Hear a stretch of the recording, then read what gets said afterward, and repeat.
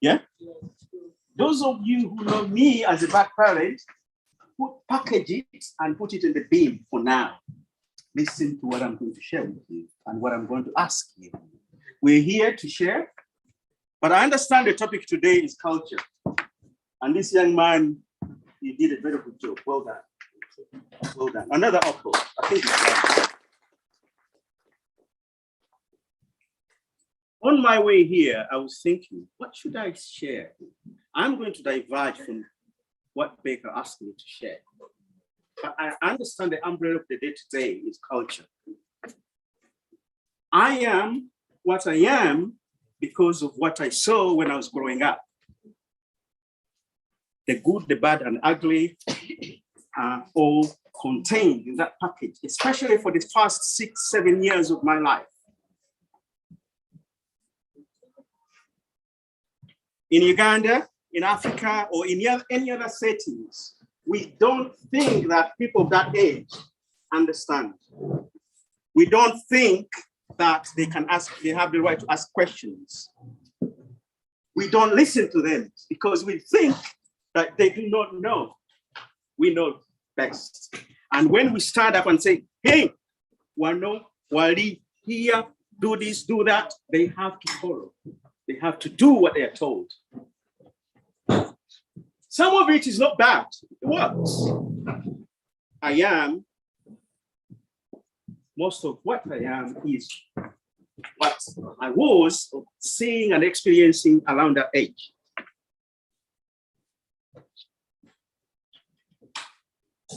We live in a world which is so fast. I like examples. 2 days ago, I hosted a senior civil engineer who is a migrant to this country.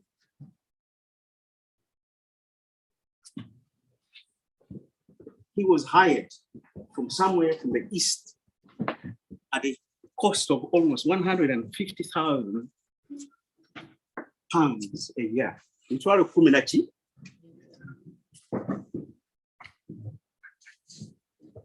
I hosted him because I wanted to have a conversation with him. I landed on something which he wrote about himself and the children who he came with here when they were 2 and 3. Time came, he did not realize that when these 2, 3 years were going 3, 4, 5, 6, he thought his duty is to feed them, make sure they go to a good school because he had the money, and let the teachers and the school do theirs, whatever they have to do. He assumed, he took it for granted that because he's coming from where he's coming from, it is automatic. This boy and this young girl, it's automatic. They will become what he thinks in his head that they have to be. Not knowing that actually these 2 young people are growing up in 2 cultures. We are talking about culture and the power of culture and the influence of culture and the challenges of these conflicts in cultures. Culture is amazing. Nobody can claim that doesn't have a culture. Let me ask my young brother. Yes. When you wake up in the morning, yeah, what did mommy and daddy tell you to do today? Okay, and what do you do? You go and say what you say. Can I hear you? You are the leader of tomorrow. Leaders of tomorrow have to be energetic, smart, yeah, and confident, isn't it? Yeah. What do you tell them? See,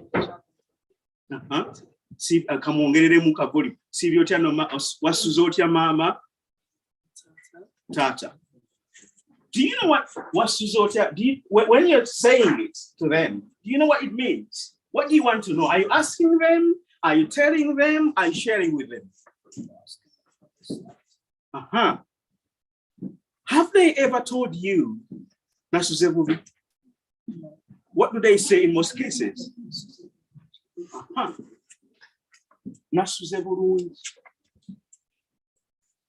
But at school, do you think at school, is that what you're told? What do they teach you?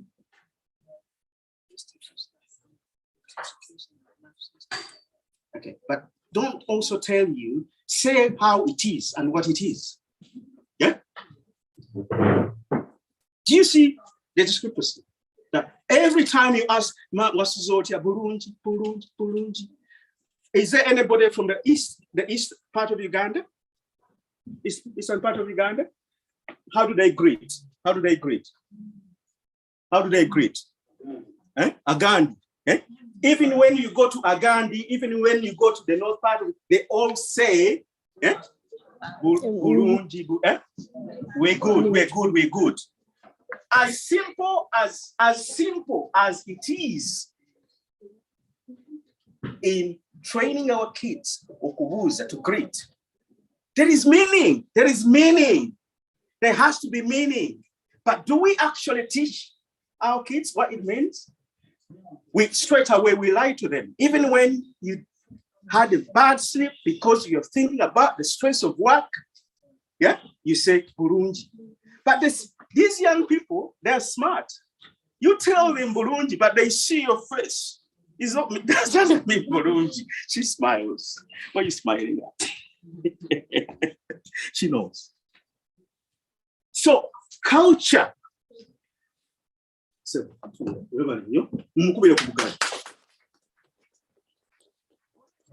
when I start up to talk about culture, I can actually go on and on and on.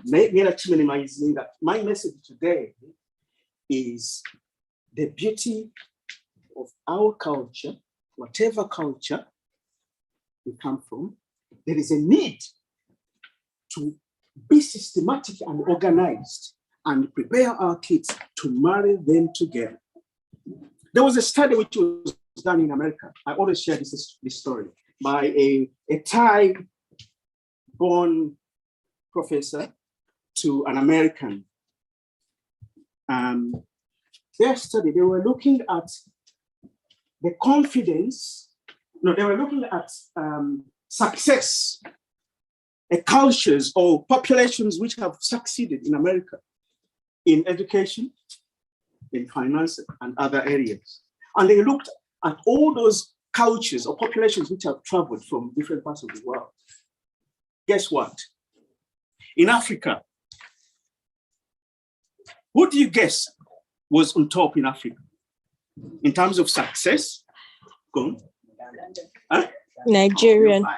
Yes? Nigerians. Nigerian? You're close, yeah. Okay. What about Ghanaian? Ghana? Okay. What about in Asia?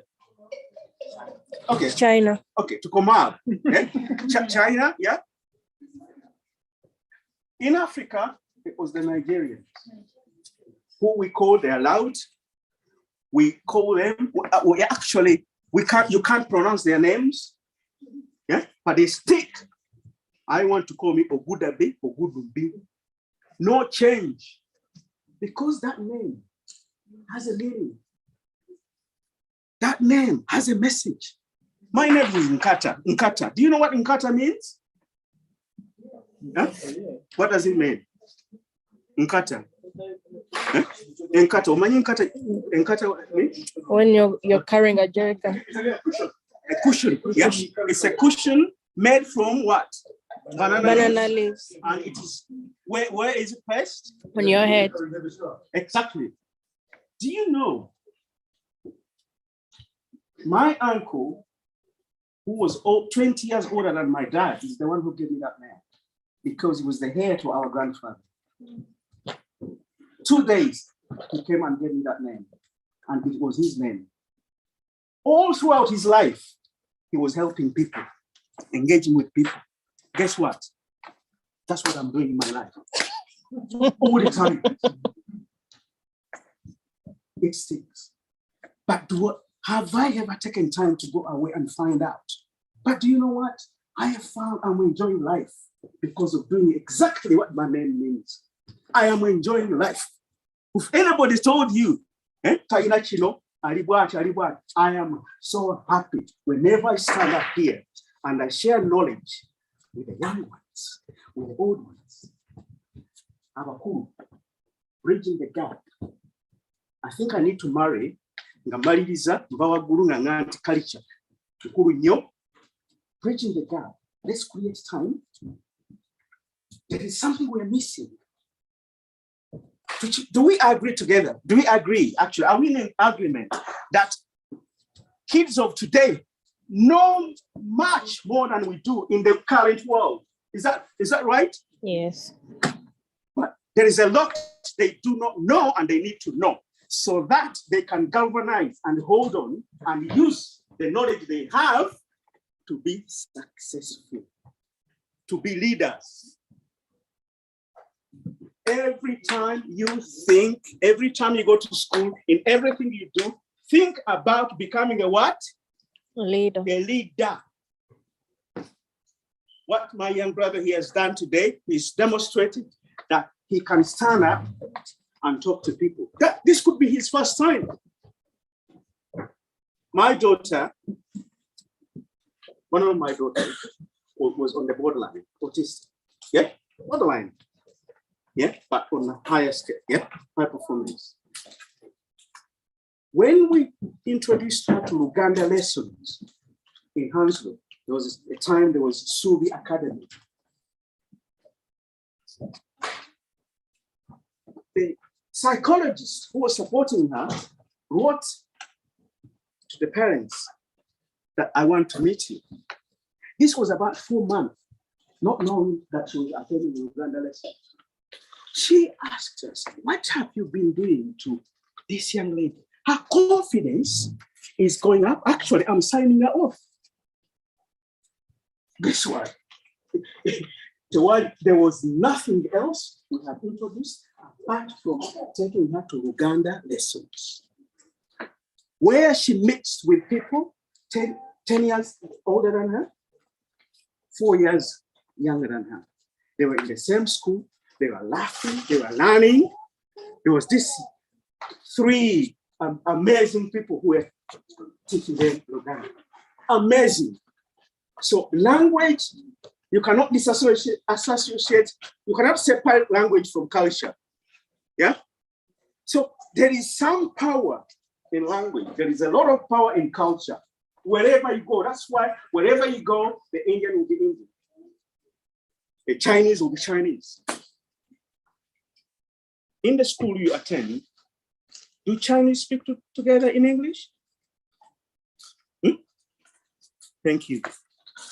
Darling, have you seen people from Kenya or Uganda speaking their own language? No. They mimic all the time.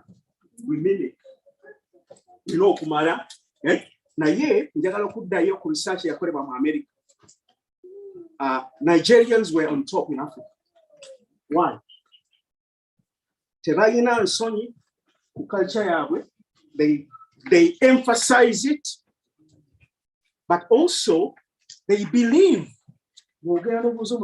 They believe it was a disservice to separate them from their culture. So they try hard. You see this anger you see in them. Part of it, some of them cannot tell you. But that's what they hear at home. You got to be strong. Don't allow them to bully you. Stand up. Don't fight. Stand up. Even if you're loud, but say your point.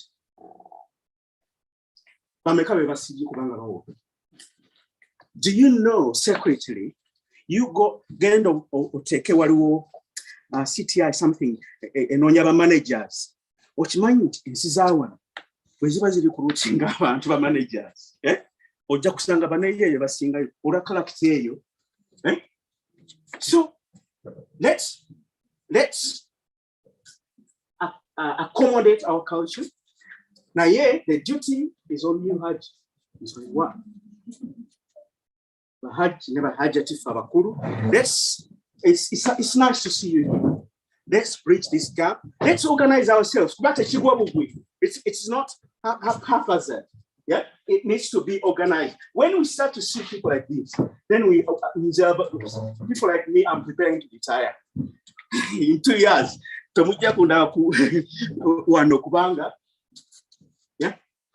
you're doing the right thing. When we came here, some of us, we didn't have this. No, actually, we did.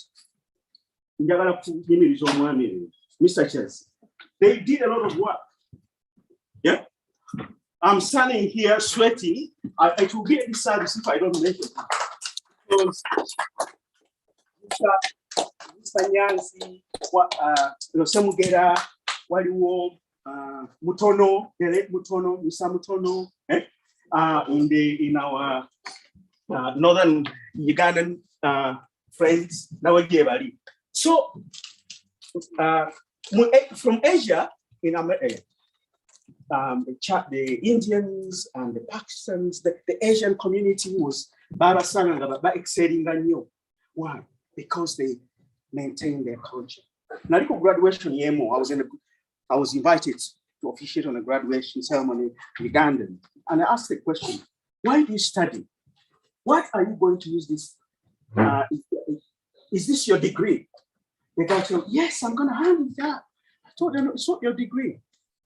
The first degree is not yours. It is theirs. They invested in you.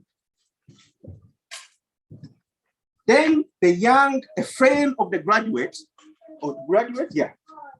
who was from Asia, said, no, actually, it is our duty to pay back. You see the difference?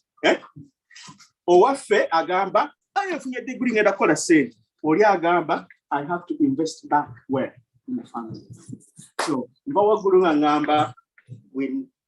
we're doing the right thing, we need to do more together, the young and the old. Mariliza no mwami gwe nagambye gwe nasisinkanye. He cried in my face. He earns 150,000. I don't even earn a third of that. He was crying in my face and he was asking me, what should I do? My son does not understand me. Whatever I say, he shuts up and he closes up. And all I hear are certain things which this sort of bagamba, yeah? Nafe, which this what I shared with him is that how much do you talk to him or do you talk at him? He said, I am struggling.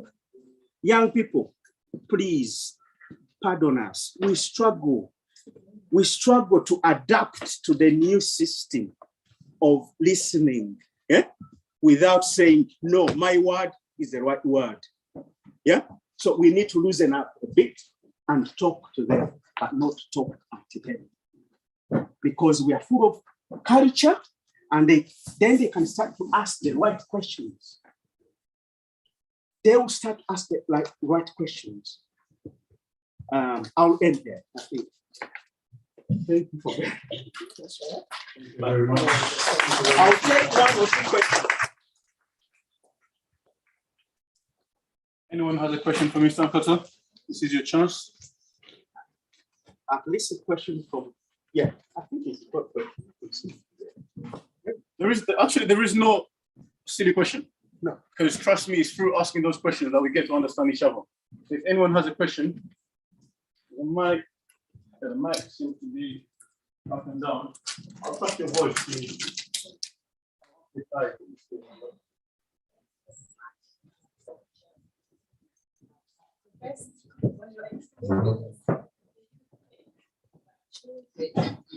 example, once the form of the rail, if we have to see it and it's okay, and that. So guys, the question is, once kids get to 16 and they're off the rail, so basically teenagers pulling off the rail, we can relate to this at all. Is there a chance or possibility that it can be brought back through? Is there anything that we can do for them to be brought back? And whereas it's a question to Mr. Nkata, if anyone has a contribution, please do engage. Just a quick one. I've worked with children. Even at the moment, I have some more systematic work with adults of a certain population in our community. But when you're doing systematic work, there's no way you can afford kids. Any learned behavior can be relearned, de-learned. Yeah? Any learned behavior can be relearned. But how? The services in this country are there. The services in this country to help people, they learn some of the nasty,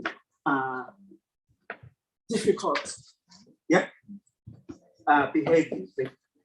There is help out there. That's all I can say. However, and we need to be mindful, that help can be meaningful if people like you who organize these conversations start to identify that amongst us, yeah? Please, free your time. That's the opportunity. If I come to you, it's an opportunity for you, a clinician, a doctor, a social worker, to learn about yourself and to give back something to your community. It is possible. Environment is important. Yeah. But who is the environment? It's the parents. The first environment is the parents. Is there love? It's very tempting for me to talk about trauma. Most of the behaviors we see, Mubana, it is because of something which was traumatic.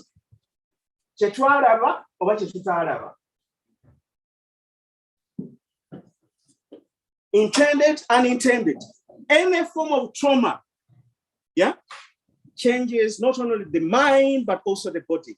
Because you cannot separate the body, you cannot separate the mind, you cannot separate the environment, you cannot separate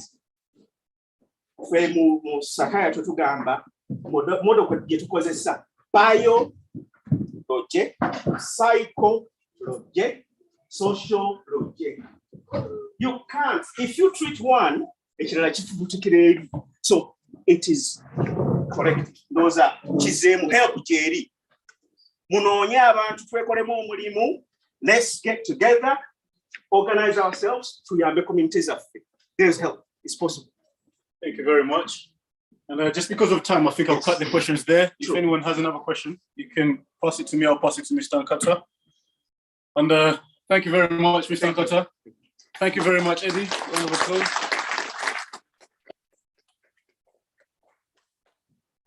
And yeah, biggest take from that is help is out there, but we need to know each other. We need to create a sustainable community that can benefit from one another. I'll switch on very quickly. Once you're ready, we'll have another video of 17 minutes. Video of Mr. Mpanga's family. When we're done, I'll show you who Mr. Mpanga is. For those that don't know him, someone kill the lights for me, please. So we're gonna see a video of Sheikh Mpanga's family.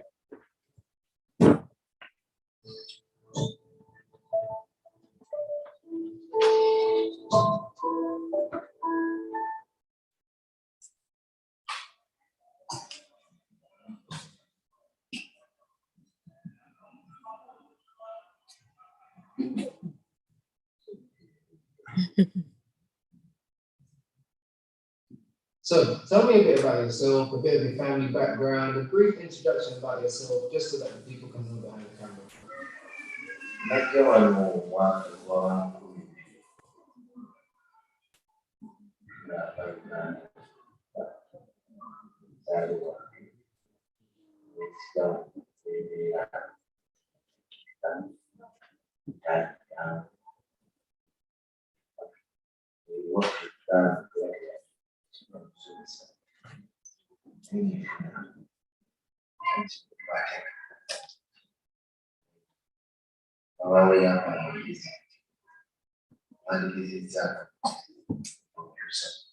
Well, back home, what was it like for you growing up, and how was you raised, and what was the differences? Islam suka ati wakati wa shuleni culture Afrika kana ndio wala kushtiwa kuisuru kuwaji oli omwana w'icyaro or the community mwana usanga nasubira gukoza obubi asobola okukola ki okukanishinga kale leo bitubyali kweyisa bulungi okukola ki olwokuba yakulaba namba omesi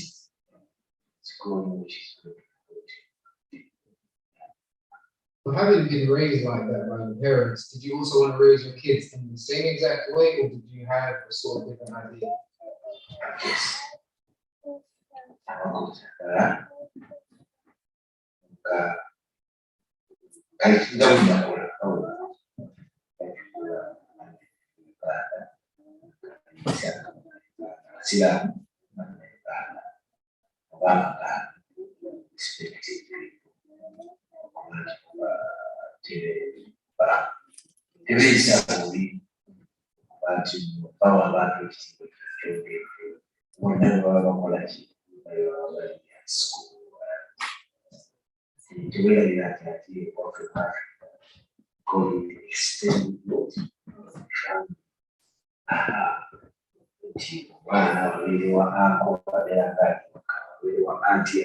So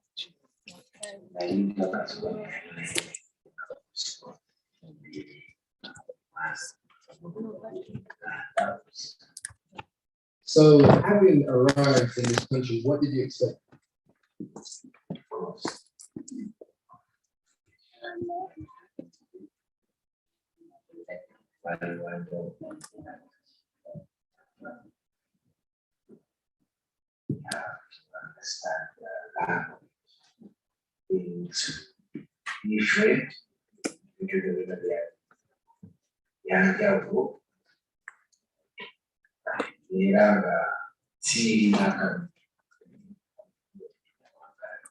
So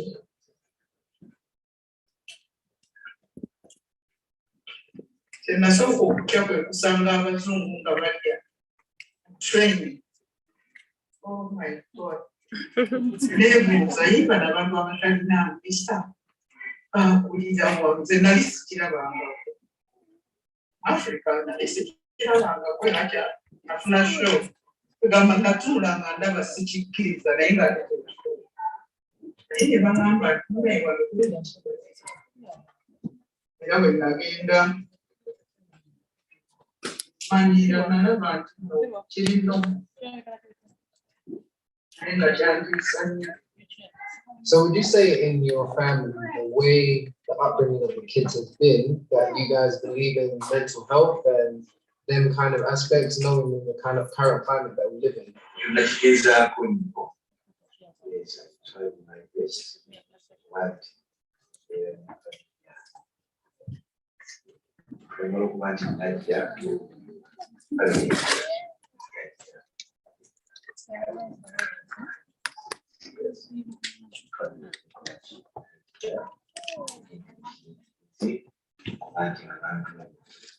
I tried my best to still live.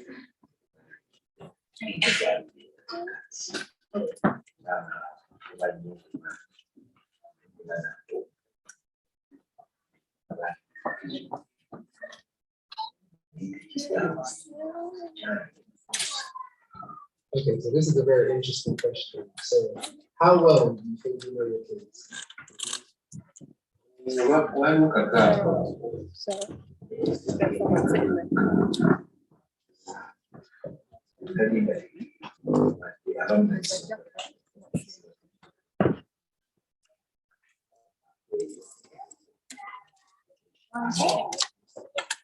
So no one.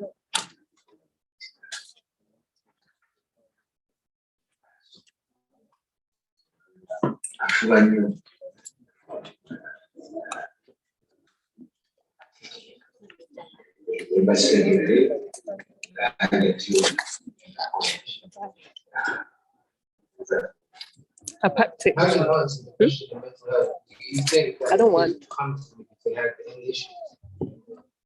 Thank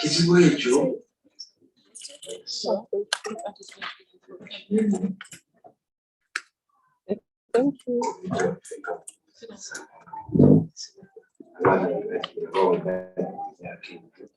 So, they got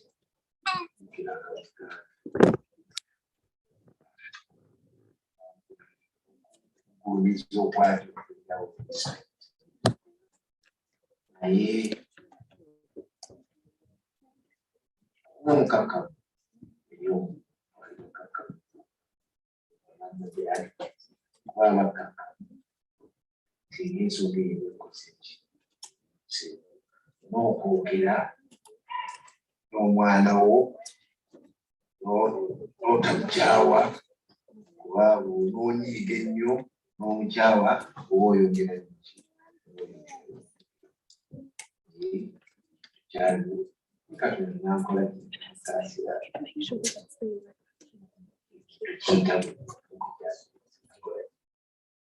advice yange yandibadde nga wegambe nti n'omukwano mwana ati otegedde kyakola kuli ebiseera ebisinga abantu naye bw'obeera oyogera naye obutatadde kiri mu kiseera kuzira n'ekirala eba obutakweka nnyo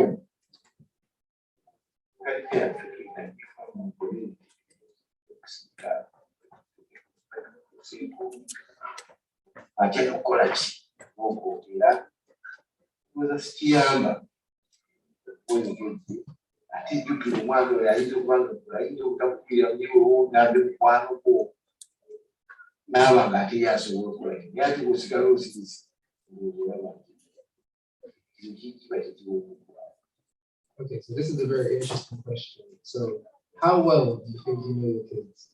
Abaana twabakuza bambala basiraamu ate baganda naye mukutuukaano olaba omuti ayambadde mukambali nagezaako nnyo era nagezangako okufuluma mu nju nga mbagamba mwambale okutambaala temubujjaako ekyono waliwo ne bwe twayombera ddala paka lwe yeesalirawo ye yagaana paka lwe yatuusa ekiseera nakkiriza naye nga takkiriza nga ndaba ayambala nze njagala abeere nga nze gamba nayagala nnyo babeere nze kyeri naye ng'ateeko balaba environment gye balimu kwegamba ebasika baagala bafaanane bali naye ng'ate nze si kyenjagala kubanze njagala babeere gyendi.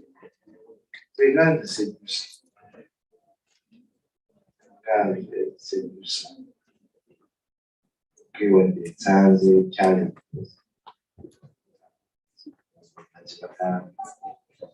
Sedução.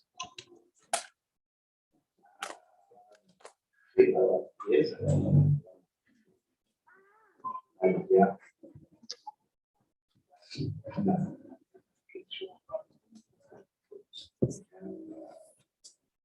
Gosto.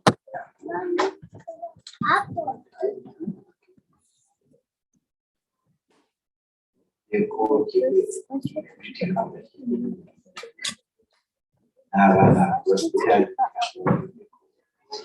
Se você mal, uma boa pessoa que é lá. So simani neze n'abandi kubanga isi gusa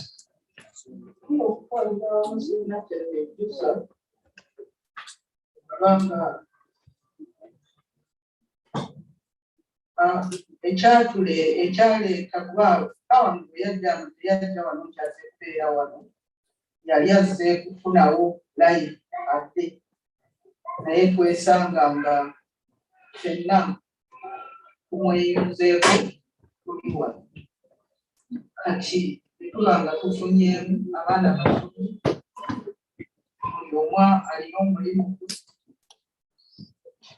newankubadde nga waliwo obwo eyali ayonoonese n'avaayo n'atereera era naye yasoma afuna digrii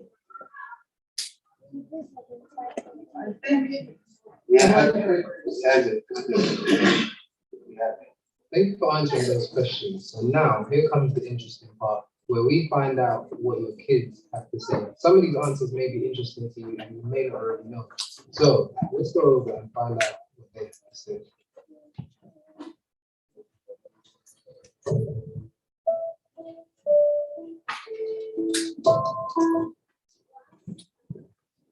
Round of applause for Mr. Mpanga's family, Sheikh Mpanga's family. Everyone here knows who Sheikh Mpanga is. Everyone knows who Sheikh Mpanga is? No? Present for whoever points him out. Oh no, that's too many. So yeah, Sheikh Mpanga is there. He's actually one of the cornerstones of our community. He's literally someone, like you said, he's a teacher, so he's someone that we've literally grown off of. A lot of kids as well. We learn from each other. His family, I can say, the doors are always open. It's like it started off as friends to being family. I'm looking for Hajat here, but where's the mom? She left. I saw her here, sorry. But yeah, that was a good video. And what do you guys think of the video? Can anyone relate to what they were saying? I know that sounds like a bit low, but most of the parents, can you relate to what Sheikh was saying? Anyone? What was the standout point? Sorry to put you on the spot. I think mainly the emphasis on the way when they came and the adaptation of the culture, the way the children were growing down and the way they Yeah, if you just to repeat what you said, what Anik said here is basically the way they adapted to the culture here and the kids growing up here. And for something to take away here, culture is not something fossilized in the past. Culture is very dynamic. It keeps on moving. What they experienced culturally is not the same thing. And I'm sure you will take that from the video. It's not the same thing they got from their kids. And the other main thing is what the mom said. She said Sheikh came here to make a living or to earn money, then go back to Uganda. I don't know how that is going. Probably he will tell me in our private life. But that is very common. Our parents come here with the mentality to go back. The aim is to go back, not to stay here. Before you know it, 1 kid, 2 kids, 3 kids, they're not going back. I'm still competing. I pray. I go back to Uganda before my mom, because I'm always telling her I'm going to leave you here. But I would want her to come with me, because a lot of us still want to go back. And that's one of the challenges that we still have. A lot of brothers, sisters, they want to stay here. So families are always divided. Some of them want to stay here, others want to stay there. Trust me, the way you raise your kids is definitely not going to be the same. Oh, the mic is coming out now. Thank you very much. But anyone else wants to comment on the video? Guys, come on, you can say anything. No? Probably a lot of the youngest. What's your name first? My name is Asina. I'm glad to be here today with everyone. And I'm glad that you could come up to such a program.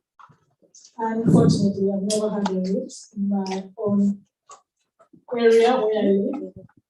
And if you give me the opportunity, I think I'll be glad to share with my community. I'm from Cross. To add on to that, what is our neighborhood Uganda? Is it okay? Yeah.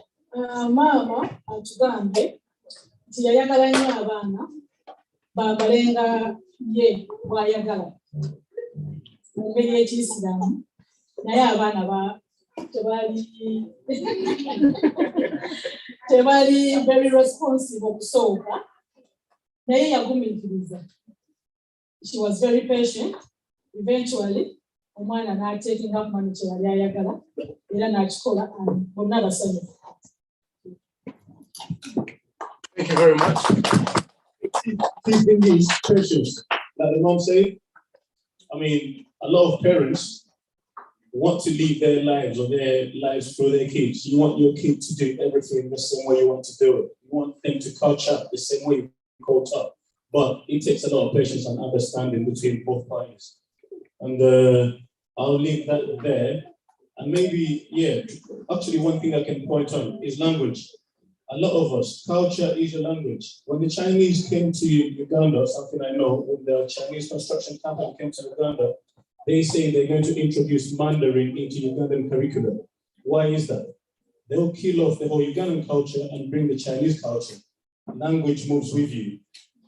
Taken from Eddie's video, Eddie said he knows, is it 3 languages? Trust kudos. And if anyone here can learn another language, a lot of us here try to suppress our Luganda. You don't want to speak your native language because, quote unquote, it's not cool. But every form of filled out when I'm applying for a job, they ask you if you know another language. And knowing another language is a bonus.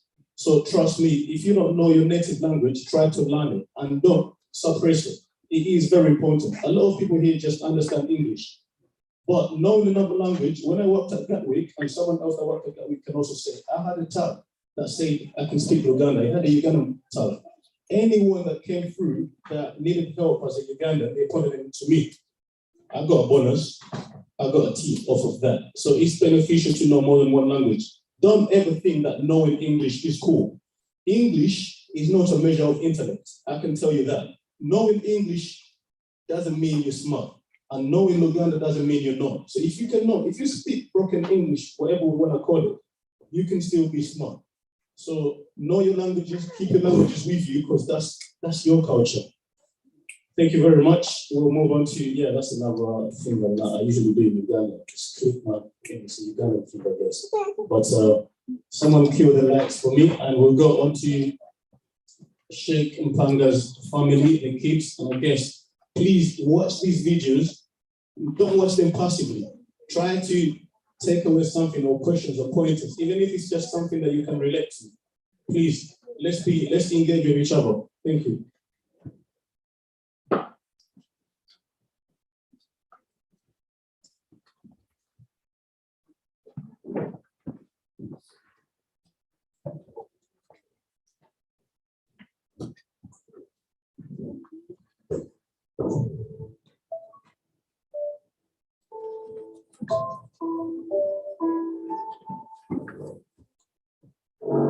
Having moved to the UK at an older age and also during what the era that we're in right now in terms of mental health, How has mental health impacted your household and has it been a discussion? Challenge one was to up my game and how to speak English. I knew how to speak it, but I just didn't have the accent.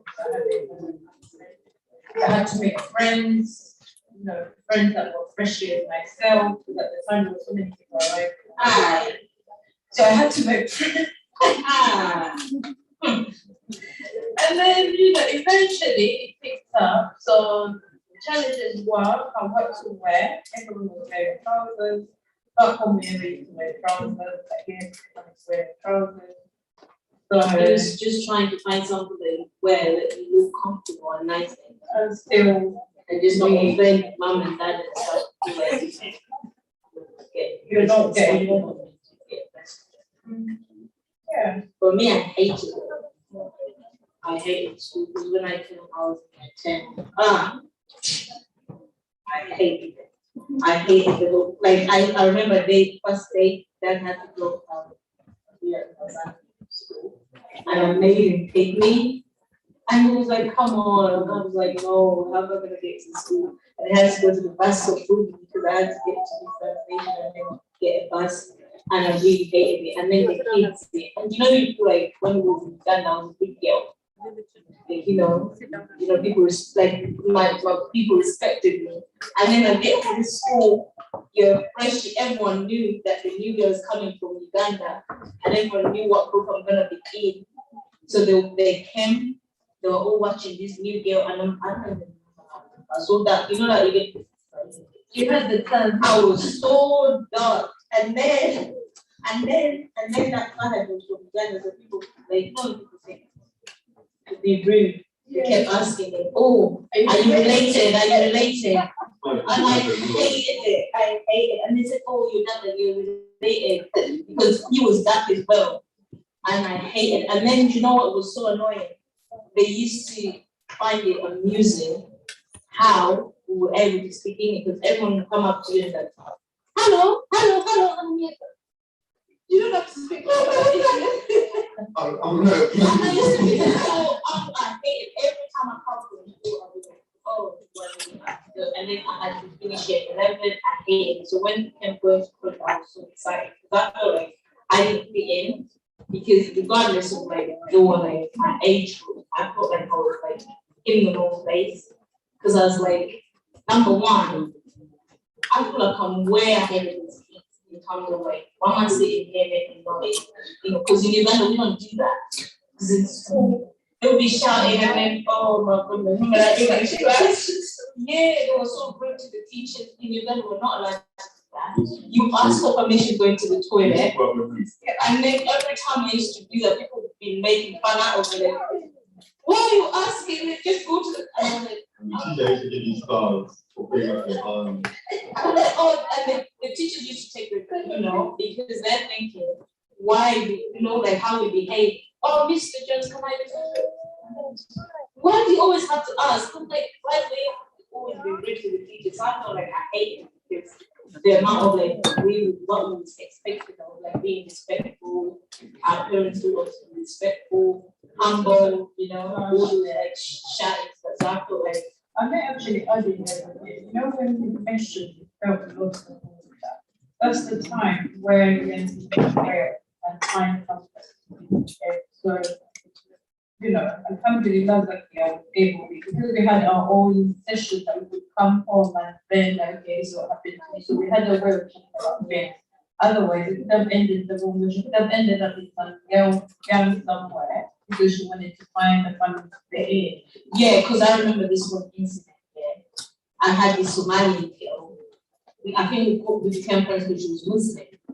And then this Somali girl used to do stuff. She would come out of the house wearing a scarf and then she would take it off. But I think those times that was okay for us not wearing our scarves because in the second scarf was wearing his scarf. So he was lenient, but you know, because I felt like I didn't want to wear it. I feel like, no, I don't want to wear it, so it was okay. So this girl comes out of her house wearing it, and then she used to smoke as well. But we're in 11, you know, and then she would make me go late. But because I was so badly, I just hated it. And I felt like I wanted to fit in. So I would entertain it. So I knew it was bad and I knew it was wrong, but I just felt like, you know, I had to play along that.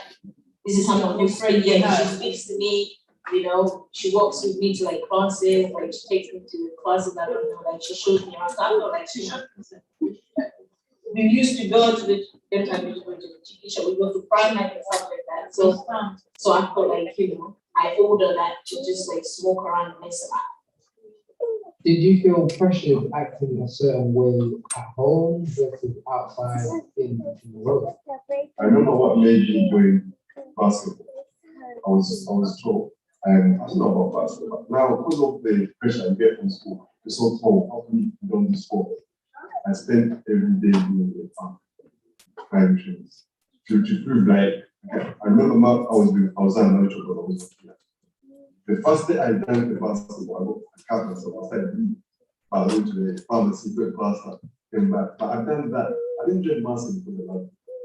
I just wanted to prove the point of my height. Personally, I didn't have the pressure at home. So I was outside, you know, I'm beating outside. How do I maintain the relationship?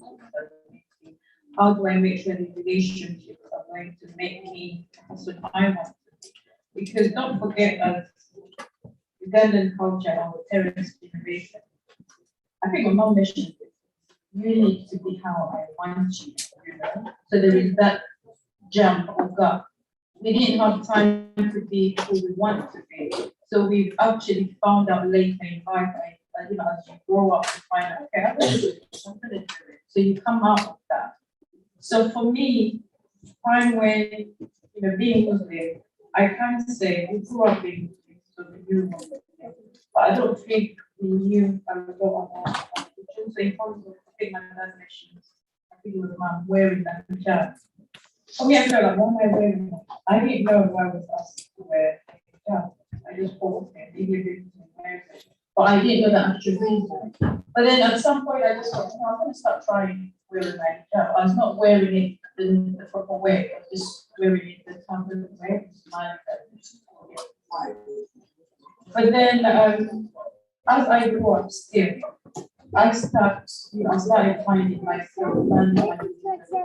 So I knew hijab is something that is usually woman because okay. That's why mom was asking me to wear hijab. It's not how I want to wear it. It's actually something that So you yourself, being a parent, would like to know a bit more about how your children with your kids versus how their parents should with you, and what are the differences, and what do you also take from the parents as well? I'm raising my girls as girls.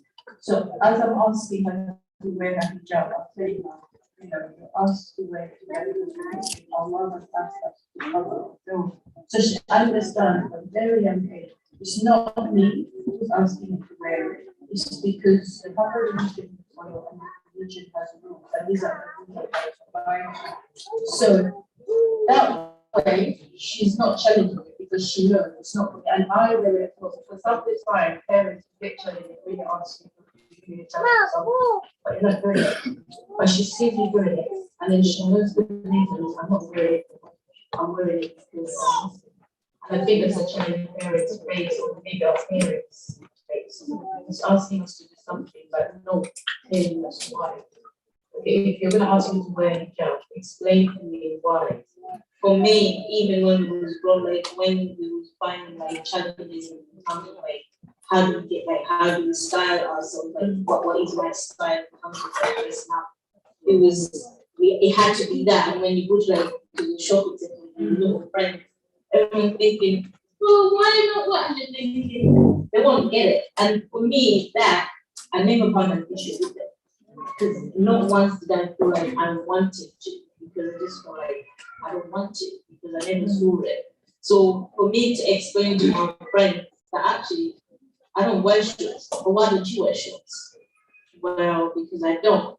So the the people from other cultures need to understand why we choose. Because I feel like because they brought us up like that, it's installed in us, and then I don't know. Yeah, I feel like I never found a problem from certain things. Maybe you didn't come. I didn't find a problem either. Of course, you figure out. I'm gonna try that. But because you know you can't even dare You know? Does that make sense? Yeah. You know the responsibility. How are you gonna dare wear something short?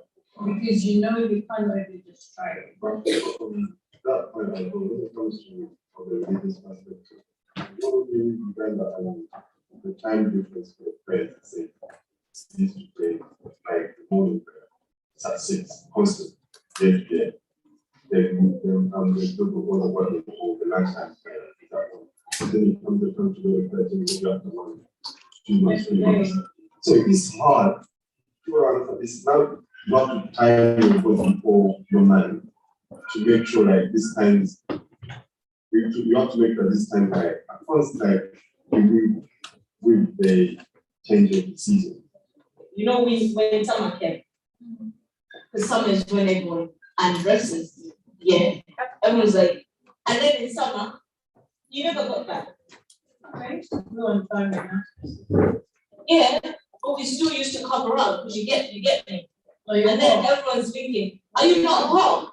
Are you not hot? And then like you have to explain to them like, actually, I'm not hot. I'm not. I used to work in Marks and Spencer when I was at uni. But when I decided to wear my full job, I wore my head and then everyone just said, "What don't you say?" They're forcing you to Are you okay? Were you married then? You said your husband maybe. I think your married, you said your husband maybe. Wearing it like that. But did you get me? Like you get those challenges where people are going to look at you, but because at that time my people, so I'm like, you know what? I'm not going to take it off this time because at the end of the day, I'm starting. Because you can't dingy wearing it, like what we wear it for a season, and then later will be the one saying, no, come on now. And then I'll take mine off as well. And then she, remember that time that said we don't have money to buy stuff, then they said, oh, we go to Whitechapel. And then I said, no, we're not wearing it. I said, okay, yeah, you're not wearing it. But you know, Going through that, now as a parent, I totally understand where our parents are coming from. But then it's a dilemma for us parents of today and the young people we're raising now. It's totally different generation now. Because, you know, you send your child with a headstart, and then she has a little friend on stage now. Is your mom asking you to wear it? This is a 5-year-old, you know. So your child has to be ready to respond to those questions in the best way. yeah, I feel like because we're trying to keep our like probably our parents wanted us to keep our identity. Part of my identity is to how much their culture, to get where you come from. So how they made it possible instead of having just to make it stay themselves, stay humble. And that's how we managed to keep most of our culture values. So maybe sometimes it becomes difficult to pass it on because now this is generation one, we're generation 2. So generation 3 is a bit difficult because generation 3 from here. So as we can see here, there's a huge difference between culture and parental upbringing and the differences between being raised back home and being raised here. So we believe here we have a younger generation here and we'd like to find out a bit more about them because as we know, being raised in your teens and adulthood is all different. So we'd like to find out a bit more about the younger generation, primary school.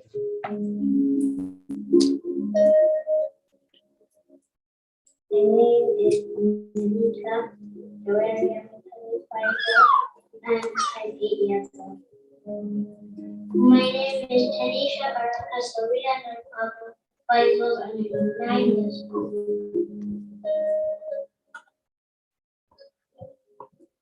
I actually like swimming and sports and like basketball. And yeah.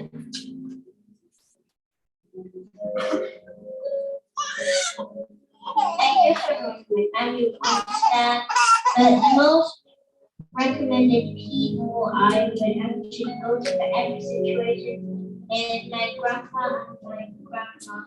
Because if there's a situation where my parents live, like it wouldn't give an honest opinion of it. My grandparents would tell me what I did wrong or what I did right, or they would listen and they would solve the situation.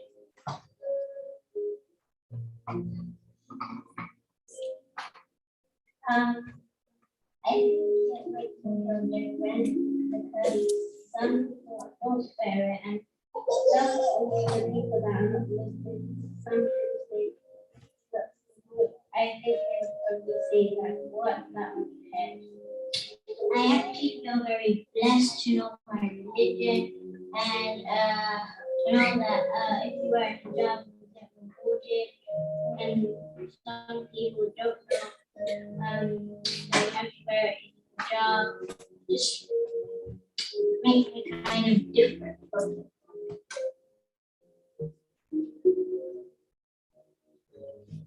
Makes me happy to know that I can speak more than one language.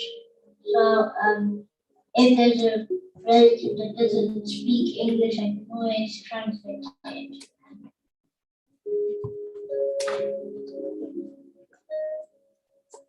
Yeah. They told my teacher that my ear was hurting, and she said maybe it's because of the hijab, so take it off, and I said no. Well, when they don't say it because they don't like the way I look, because my friend said that one day my friend said, I'll take off my hijab, it's Sunday, but I want to see your hair, but I said no.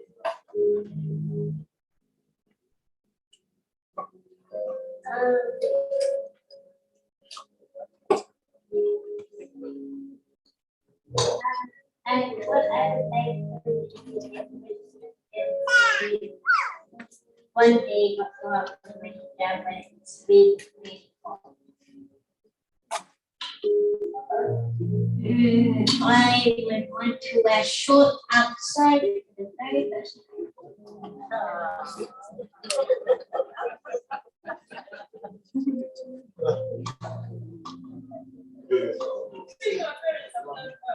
I think that's a question. Do you know what I was gonna say? Do you know because of the fact that my dad said he was meant with hopefully humble respect. That humble respect is a very bad thing for our culture.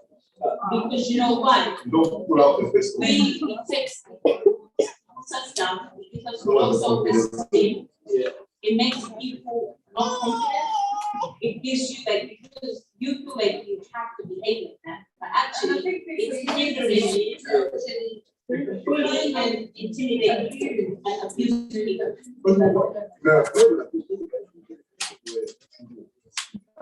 Because you're told to speak up, exactly. You kind of don't know it. That's You don't like get it. Like people, like you just speak back to people. if you get a job, the money is set. You can argue. Then you go up. As long as I sign that contract, I'm good to work.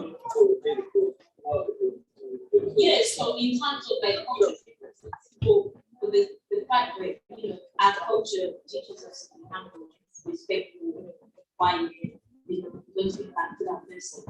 The UK culture actually encourages to speak up and be confident. If someone says something that you need to speak back to. So we found it big.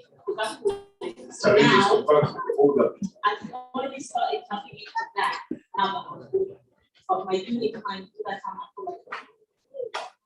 like I have to exactly someone has to say something else. But actually, no, you should say because of the culture. Why not say something like why should someone who's older? And the thing of putting people answers, when you guys read the data, we don't know. Anti-uncle. In this country, you used to look like what for me auntie. I know. I don't really know it. So it's a big way of like,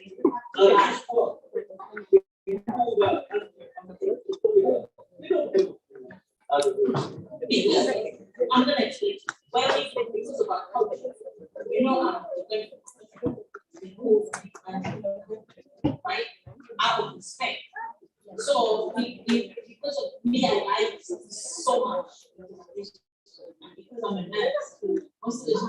close family. And like some of the people are somehow being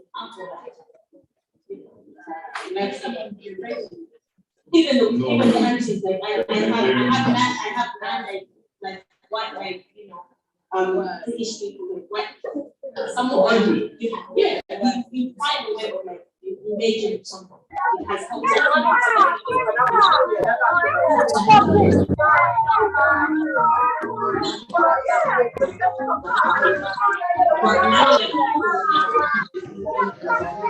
Who's in the chat making noise? So me, it's helping me to gain and because I can't feel actually. And so I can put someone any okay, but you have to use it right. But we only do that because of how they are winning. For me, our generation, we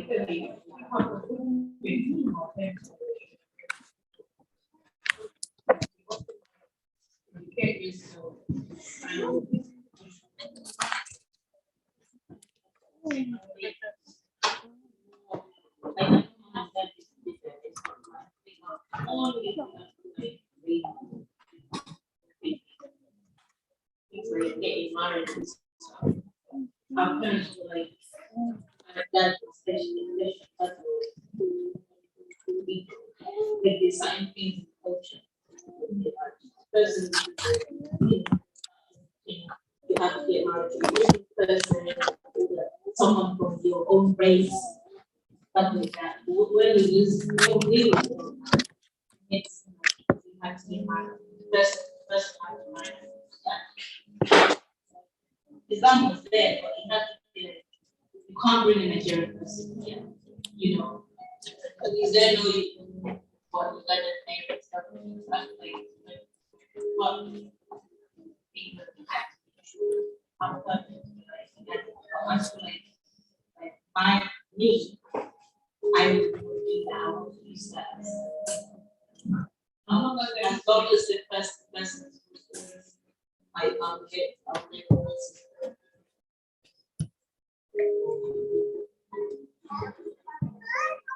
so you just make it difficult for like some kids to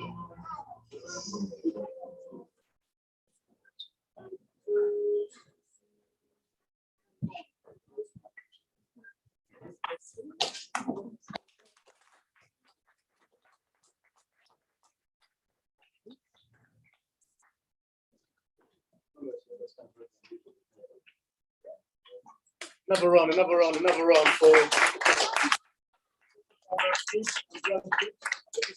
saw the picture to start off with Shaking Panga's family. Yes, those are the kids and the grandkids as well. So thank you very much. Anyone wants to volunteer to comment on that? The kids, can you relate? Anyone has ever felt the pressure to fit in? Oh, you lot are blessed. If you lot have never felt the pressure to fit in, now you're blessed. Because trust me, I think everyone at any level, you feel the pressure to fit in. What I'd like to relate to is like saying that you don't bring this person to this person. For me, I take it like we in a country where we've got multicultures, we come, we meet, because of the situation back home, we all ended up here. And so we may not control who our children will fall in love with. So to say, I think we shouldn't say, okay, that is what the parent wants, but let's be open that it may not happen because we are in a country full of nationalities, different religions. So as long as your child gets on well with the person they fall in love with, I think that's what we've got to take on. For me, what I really pray that it doesn't come when someone comes with that, your son comes with that, a male person, okay, case, that is what I just pray that never happens in my family. My children come up with lesbians, gays, but other things, because we are here, that is what we're gonna face. I'm not being discriminated.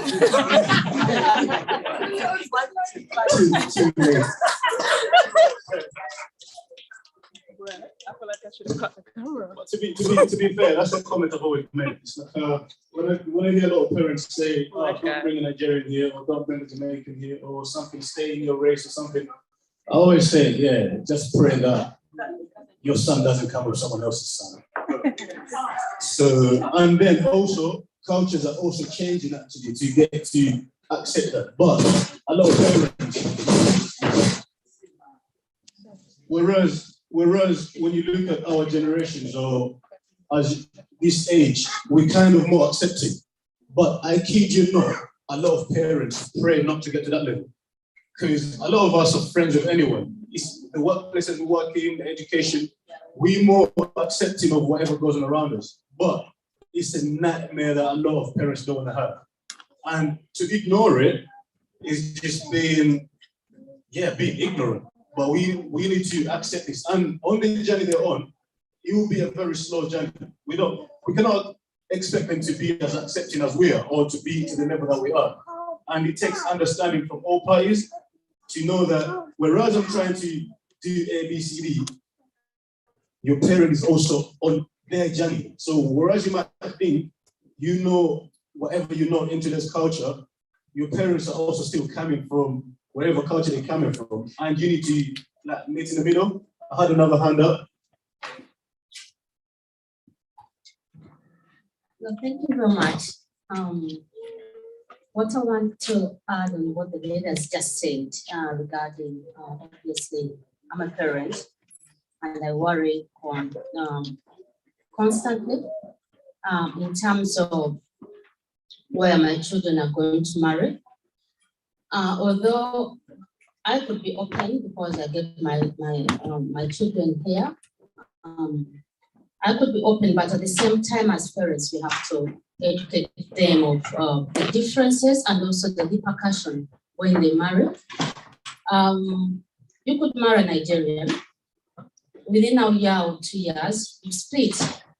They may decide to go back home, probably because of the pressure from the parents, because people these days are going back home. We've seen many, we've heard many stories where people are moving to the other side. And when you split with your partner, whether you've married or Asian or Ghanaian or whatever, you are then left to decide who is going with that child.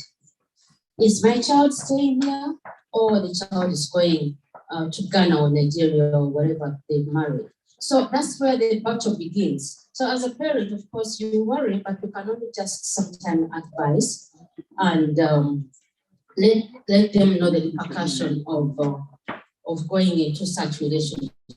Although would have really wanted them to be in the lines where they can fetch up easily, go up there to the grandparents and get up your children, but it becomes hard. So these are things, maybe conversation that we have to ensure highlighting to them. Thank you very much. And I think, I think there is 2 hands. I might go to Najib just to mix it up. But yes, definitely, I'm going to come back to you. I think it's better to get Najib's word first because he's a bit young, and then we get Mr. Chaze's word. It's always the old to speak last. Like the Baganda said, I don't know if anyone understands that, but yeah. I guess what she's saying is, it's always good to talk to the kids and tell them the repercussions. Don't just tell your child, I don't want you to basically intermarry with other cultures or something. Give them an understanding of as to why you don't want that to happen. Because like she said, we have incidents where the kids are split whether to go to Nigeria or to go to Uganda. And trust me, that brings different traumas, not only to you, but to the kids as well. And those traumas will live on. So a lot of these things you cannot just ignore and say, oh, I'm just following what my heart wants. But trust me, sometimes when you follow what your heart wants, most of the time it's not the best for you. So thank you very much. Najib. Thank you for the chance to speak. I just wanted to say one thing about that video in terms of the siblings. There was something they touched on in terms of coming to this country and, practicing being a Muslim in a whole different environment. And I just wanted to say, as someone who was born and bred here, we actually went through the same thing as well, in the sense of your name is not 1 syllable or 2 syllables. Fasting, some people come up to you and they ask you, why are you fasting, why are you starving yourself? it's not by force, stuff like that. And let's say Eid celebrations when you're wearing a kanzu, you're wearing the formal gowns that you wear, they ask you why you're wearing dresses.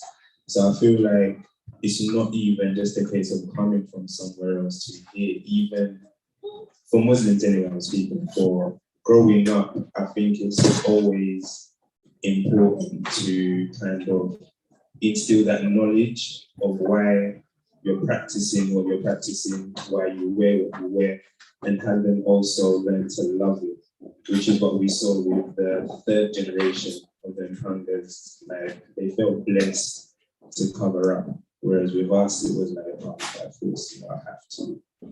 So I find like I was relating to that more, especially to the older second generation. Thank you very much.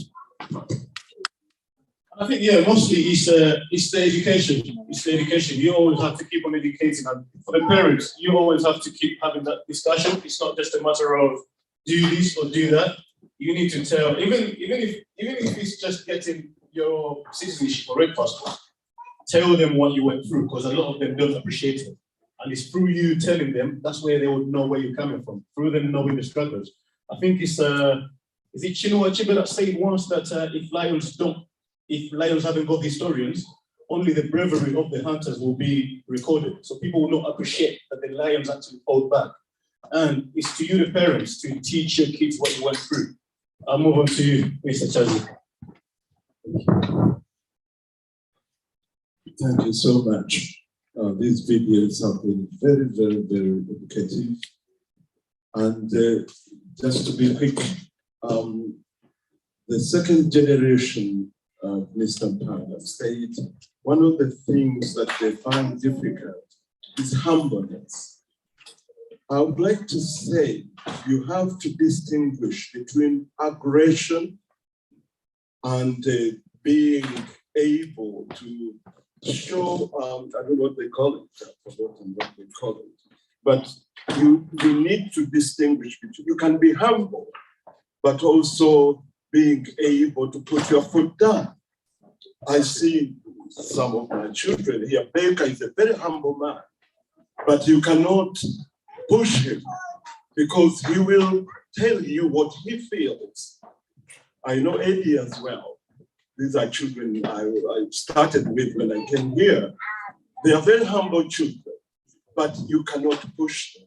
So it's a matter of understanding where your humbleness comes in and where you are putting your foot down comes in. So when they say, like I've been asking my daughters, what type of man would you like to get married to?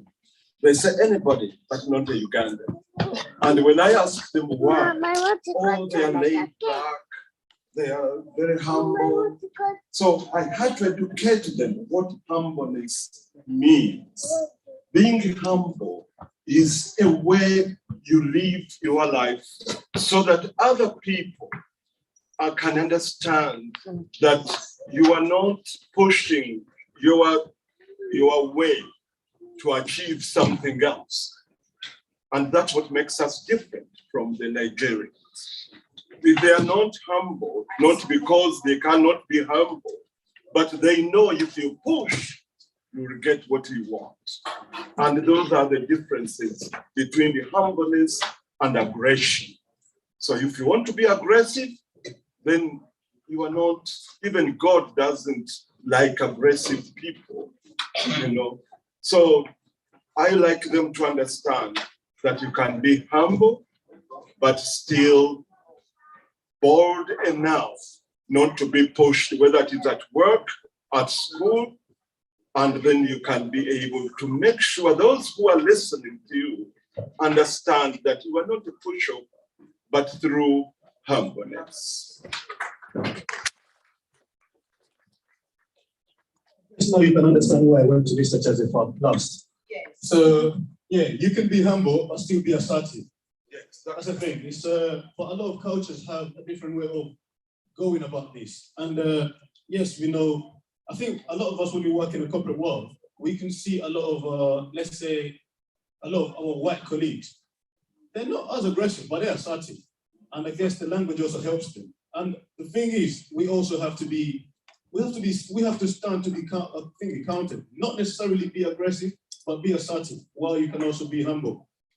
And on that note, I will move on to Mrs. Lydia's video. I'm sure I'm spot on with the program, is that right? Thank you very much. Yeah, next video.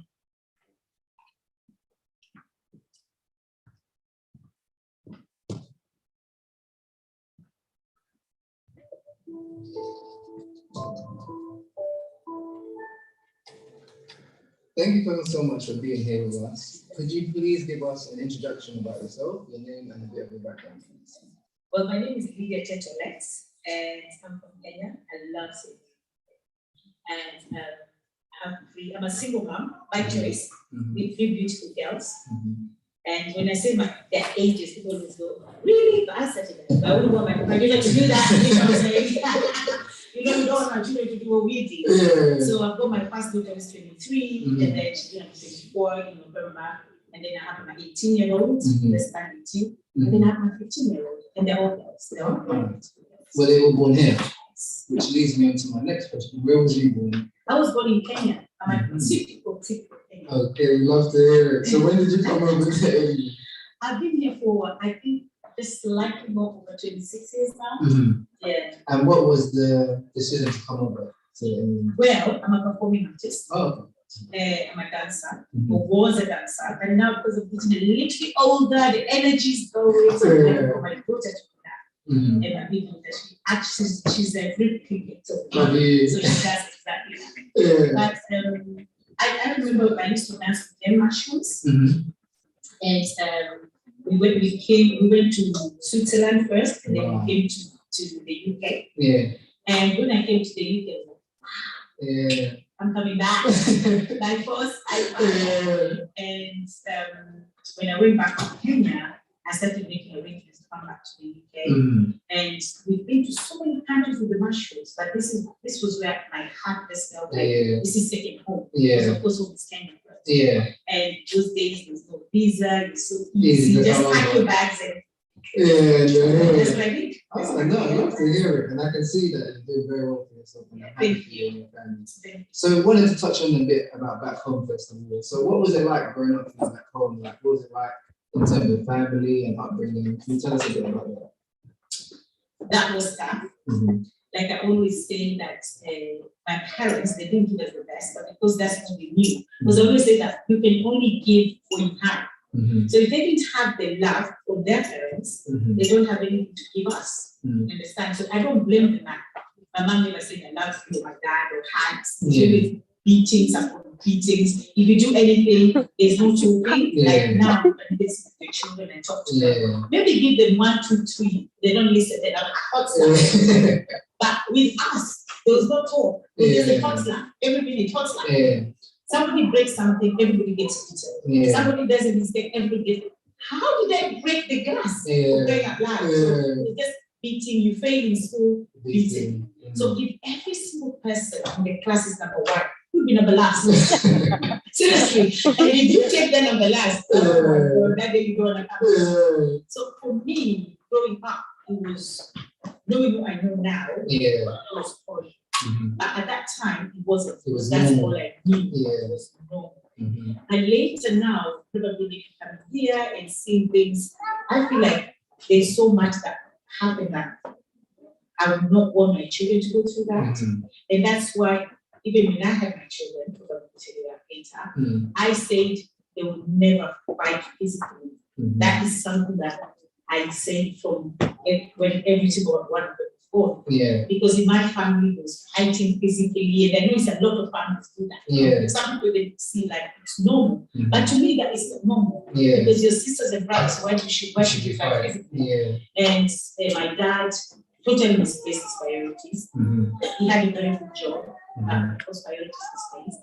And again, I'm not blaming him because that's what he knew. And my mom as well, she was a very hard worker. She is what she was. She is still alive.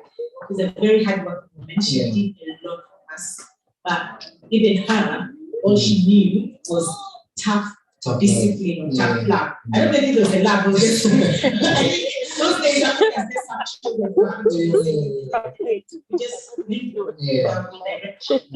You know, it was just leaving you there to fend for yourself. We used to look after our brothers, my mom had to go and work, my dad had to go and work. So it was, I think it was a very tough thing that I didn't really like doing that. Did you ever have a conversation with them as you got older? Because I can imagine having left the country and then going back, let's say, for holidays and visiting, that you're now an adult now, you can have this conversation with them. So did you ever sit down and say, like, you know what? Actually, the way you raised us wasn't actually right. And did you have that kind of conversation? I've never had that with my dad, because my dad is in Kenya and he's doing really well. But with my mom, yes, because my mom is in America. Oh, okay. So I now told my mom, hey, why did you stay in a marriage? Because my dad was a very abusive husband and dad. We grew up in a very domestic violent environment because my dad was really bad. When they beat my mom, called my mom for hanging up. My mom had to run to the neighbors, put it back in the school. But again, I can't say I don't blame my dad because every time you have a choice, so by now we're done. Now we're laughing, giving everything with grown-ups. I even sometimes feel sorry for him because I was like, I know if he knew better, he would have done better, but he didn't know. So I haven't had this conversation like that. But with my mom, yes, I did. And she was like, yeah, I'm sorry. She actually apologized and said she didn't know any better. Because I told the mom, you know, if we were born in the white man, they would have taken us long time. We've been in the hospital having the baby, popping back out. They take the baby. Why did you stay? And she didn't even have a reason because she said, in Kenya at that time, you go home, your mom sends you back to hospital. You go home to your mom sends you back. She said, I stay, where you going? So it's, it was touching on something that you said during the answer there, was that you said your mom apologized. Yes. That is very big, especially in African culture. These are normal things that happen. So is that also something that you've instilled in your own family? I think my mom probably apologized because she's in a different continent as well now. Okay. And she sees the differently. Yeah, she's had exposure, she's seen how children are being brought up there, she's seen different things that I think if she was in Kenya, I don't think she would have. She would have just said, okay, okay. You know, I don't think she would have apologized. Probably yes, probably no. But I'm thinking more percentage she would have just apologized. Because I've not even had this conversation with my dad. Even though my dad feels bad for what he did, because I know he was having a talk with my brother, don't have my brother, then my husband. And he was telling my brother, don't do the things I do. Because I read so much that I did. And love my wife differently, and my family differently, but I failed and don't think around. So I think the thing he has regrets now. I want to follow his footsteps. Okay. So having being raised like that, how did you also want to raise your kids? Totally opposite. Oh my God, totally opposite. I say my children will never lack. Godless. I'd rather my children will never lack financially and also my presence. So because of what I do as a performing artist, everywhere I used to go, I would take my children with me. And because I train them so well, I'll say sit down, they'll sit down. I'll say if you make noise, next time mommy is going, she's not gonna go with them. Okay? So they go everywhere I went with my children, they learn my skills, everything I did, like drumming, dancing, doing arts and crafts, tie-dye. All my children, they can actually drive this for Christmas. So it's everywhere I went. And then we reached a time where even their performances, every time the children perform, I went there. There's only one time that my daughter, in fact, at that time, she was in uni, and they performed in second, so they didn't win. And she was like, oh, mom, you didn't win this one. Because since she's in nursery, every performance, they show all my children. I remember one day I did go find it for work, because my daughter was so angry. And I said, you know, I don't care. My daughter comes first, and I'm going to her performance. So every performance I've been there, everything my children are doing, I make sure I'm there. Because the way I brought up and the way I also saw children in this country, they miss out so much from the parents because the parents want to make ends meet. They want to buy an aeroplane, they want to visit in Africa, they want to. My first priority is my children. So if I have brothers and sisters and my mom and my dad, they don't love them so much. And if it means that my children have to miss out because I have to please them, I'd rather don't please them. It's no one. Even if it's my mom or my dad, it's no one. My priority is my children, but they are my past family. So I make sure, well, first of all, I used to say I don't want children. Even people who knew I had children, like, no, we have to see these children. Because when I was young, I was like, I swore I would never have children. Was that because of your experiences? Yes, that's because of my experience, where I was brought up. I used to see the way children would suffer, their parents would leave them, they would be looking after their younger children. And I was like, I don't want my children to go through this, because I didn't think that would be in Europe. So I was like, I would never have children. And you know why? Because I said I'll never have children, God actually denied me children. And you know what he gave me? He gave me angels. Oh, no, I love that. That's he gave me angels. Because I couldn't give you children.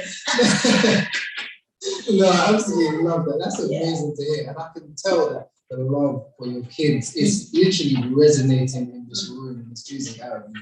So one question, especially about the topics that we're covering is mental health. Do you feel like, let me first go towards you, was this something that was ever either discussed or something that you thought of growing up?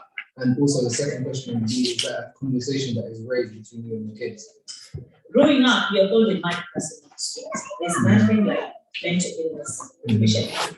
It's only now that things like that are coming out in illness, but it's still not really discussed. You have to be running the streets many days for you to be mad. So things like mental illness, because they're not discussed, you can't go into it and don't even know. Okay? But at least now they're trying to talk about it, but still a lot to do.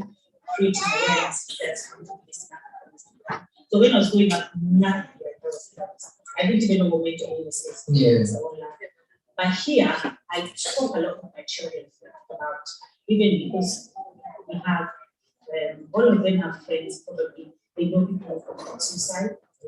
And the first time that my daughter, I think my daughter she was in secondary school, and one girl that joined her secondary school, she had been bullied in one school, she joined us and just committed suicide. So that was the first time she was like, oh, this girl committed suicide, she goes to school.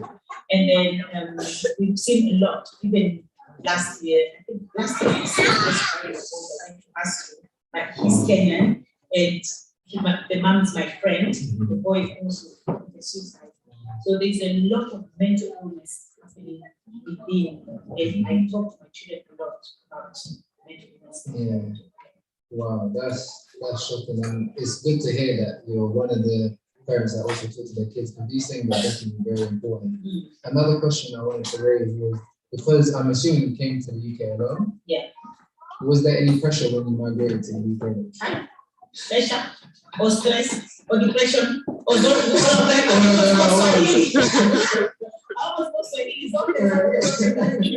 all of it. I think it was really hard because you come to this country, because the thing is, the perception we have of an African or the white man is gold, it's black, and because when I came here first to the Marshes. At what age? So just to get a perspective. If I tell you what age, you calculate, and then you find out how old I am. I'm not gonna give my age away. Say how old I was, because they calculate. It's all good. Okay, so when I came, I was really, really young, and because I came in the Marshes first, and then because I just came in the work, because I came to work, came to dance, at that time I was just a dancer, and then I thought, this is good, and then the money they gave us, it was really the rich money at that time was a lot. Hey, all these things, and then you got to get a genuine shillings, you're rich, and then I have to go back to that country. So when I came back, this is just being naive, and I think that's very silly. I went back to where we performed. I took it at this time. I went back to a lot of people dancing, so we don't even know who you are. Hey, so what did I do? You know?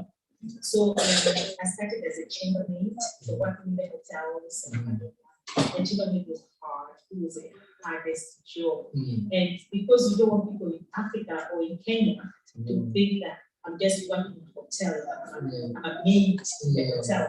I used to get my pay slip and because their dad was in Kenya, and I was in Kenya. Where it says cleaning. I look at them saying to him like, this is my face. Oh my God. They clean it up. Yeah, it's one of the things that you're really doing well. Oh, yeah. And now that is the mistake we're doing because we're giving people in Africa this idea, false perception of what we're doing. And that's why they always forever asking for money, forever asking and asking. Because we should have a different life, but we're not. We're not living to be like, this is where I am, and you're not like this.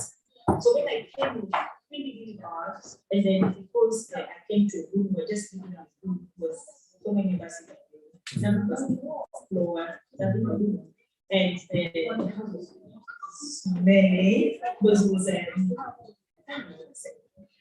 that was really hard. Yeah. It was really hard. So to break through was a miracle. There was a time when I was pregnant with my first born, and I've never said this, especially in camera, but I've told the world. Yeah.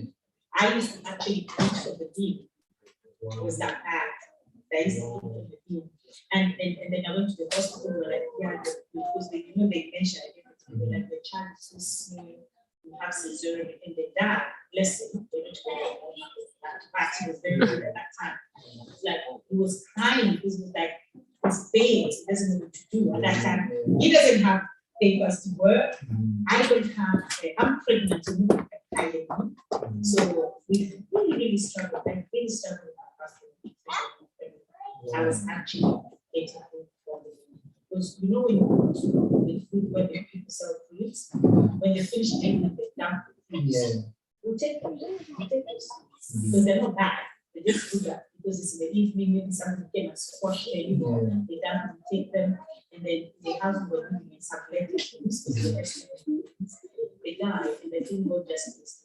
This was the big thing. So come back to the outside, you will see them in the past, where pick them up in the team, So it was really surprising.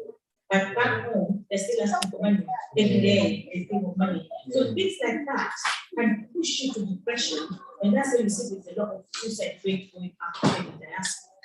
Because that will push you, because you're thinking, I can't tell them what I'm struggling. I am struggling every day. They send us money, We don't want to send it. People are losing the right to send it. Some people can't take it. They just say, just make it up. So then what got you through? One day, I sometimes we go to a club. Yeah, sometimes we go to a club, and then one day, I love cooking. Even now, I love cooking. I'll dance with my hands until morning. I can't walk. It's good to enjoy yourself. But I don't drink. But I still dance. So we went to dance one day. We went to a club, and then there's this group of people at home. Like sometimes perform at sometimes stage. So when we're performing, then I say when we stage as well, and my person like, yeah, me, hey, you know how the dancer from Kenya. So I went on stage and every move they were doing because I'm a dancer, so we have to do steps. So when we finished the steps, we said, oh, we're very good. They said, yeah, because I'm dancing as well. And then he said, where do you dance? I said, no, I don't dance anywhere. I'm a chicken. But I was a dancer. And then he said, okay, I'll give you contacts. And found these people. So I called them and they came competition. I danced. There were so many people sitting down watching me. I just want to say this. Nobody here. Just me. So I danced and they took me. And the company was called Achieve the African Assembly. And the group had been there for almost 25 years. So they anymore, but it was there for a long time. Until Muzungu now wanted to come and disappear. It was closed. And that was our thing. It was an African thing. So they came, they said, we want you to march from ballet, and the director was like, no, this is a pure African thing. We don't need to fund it because we were being funded by the Africans. So they stopped funding them. They closed down. But it was there for almost 25 years. So I danced with them for 10 years. For 10 years, all I did was dance. So that's where I pray for now because now we dancing, networking. So then it sounded also like from your answer that you have a great relationship with kids, of course. Do you communicate all these things that you do in your life with them? Yes. They know a lot. And the good thing is, I teach my children, even though they were almost, you ask them where you from, they will tell you that. Because my house is you enter this house, it's like Kenya. You go there, it's Queensland. It's Queensland, but here is Kenya. So my children know everything. Never forget. That's amazing to hear. And we talk a lot. So then, do you think that they would come to you if they had any issues and this, that, and the other? Being that the young is always that parent and child kind of differences. So do you think that if they were going through something like they would come to you? 100%. But again, you know, there's some things that people always feel like, I want to keep this, either because I don't want my mom to overreact, or I don't want, or I don't want my mom to do it, because every time they tell me something, I really overreact. Oh, we're gonna tell you again. We're gonna tell you again. So, because they tell me something that if a friend did something, immediately the friend enters my house. They will know. They will know that it's different. Or I'll ask them and they say, Mommy, we didn't ask you to ask them. I'm not telling you again. But I think like they're going through something like this. I have my daughter, my first daughter, even when she goes out and then somebody upsets her out, she's gone out, but with a clubbing or anything, she'll come in and try to go to her. I don't care what that is.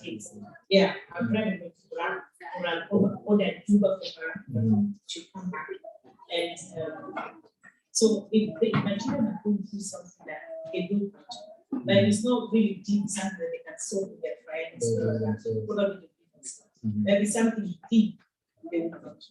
That's beautiful to hear. So I guess my next and final question before we get into the next is, how old do you think you know your kids? Again, I wouldn't say 100% because you only know, because I think any parent who think they know their children 100%, because you only know much when you're around. Because when your children are out there, you don't know them 100%. But I would say I know my children really, really well, and again, I would say 100%. So then we're gonna bring in the kids to have this discussion while they're here. Okay, that's fine.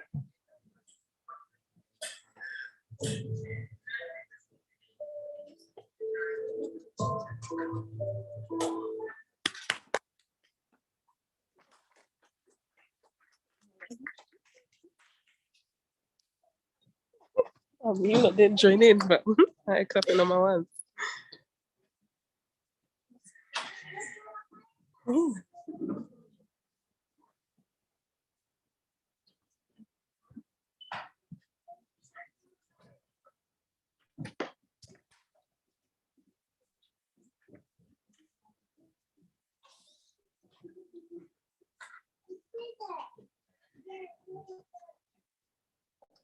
Yeah, the mic is not responding, but yeah, thanks for that. Another round for the video. Anyone volunteering to comment on the video before I go into my notes? So, anyone? There was quite some very, very sensitive. What you go? Comment? No, definitely there was.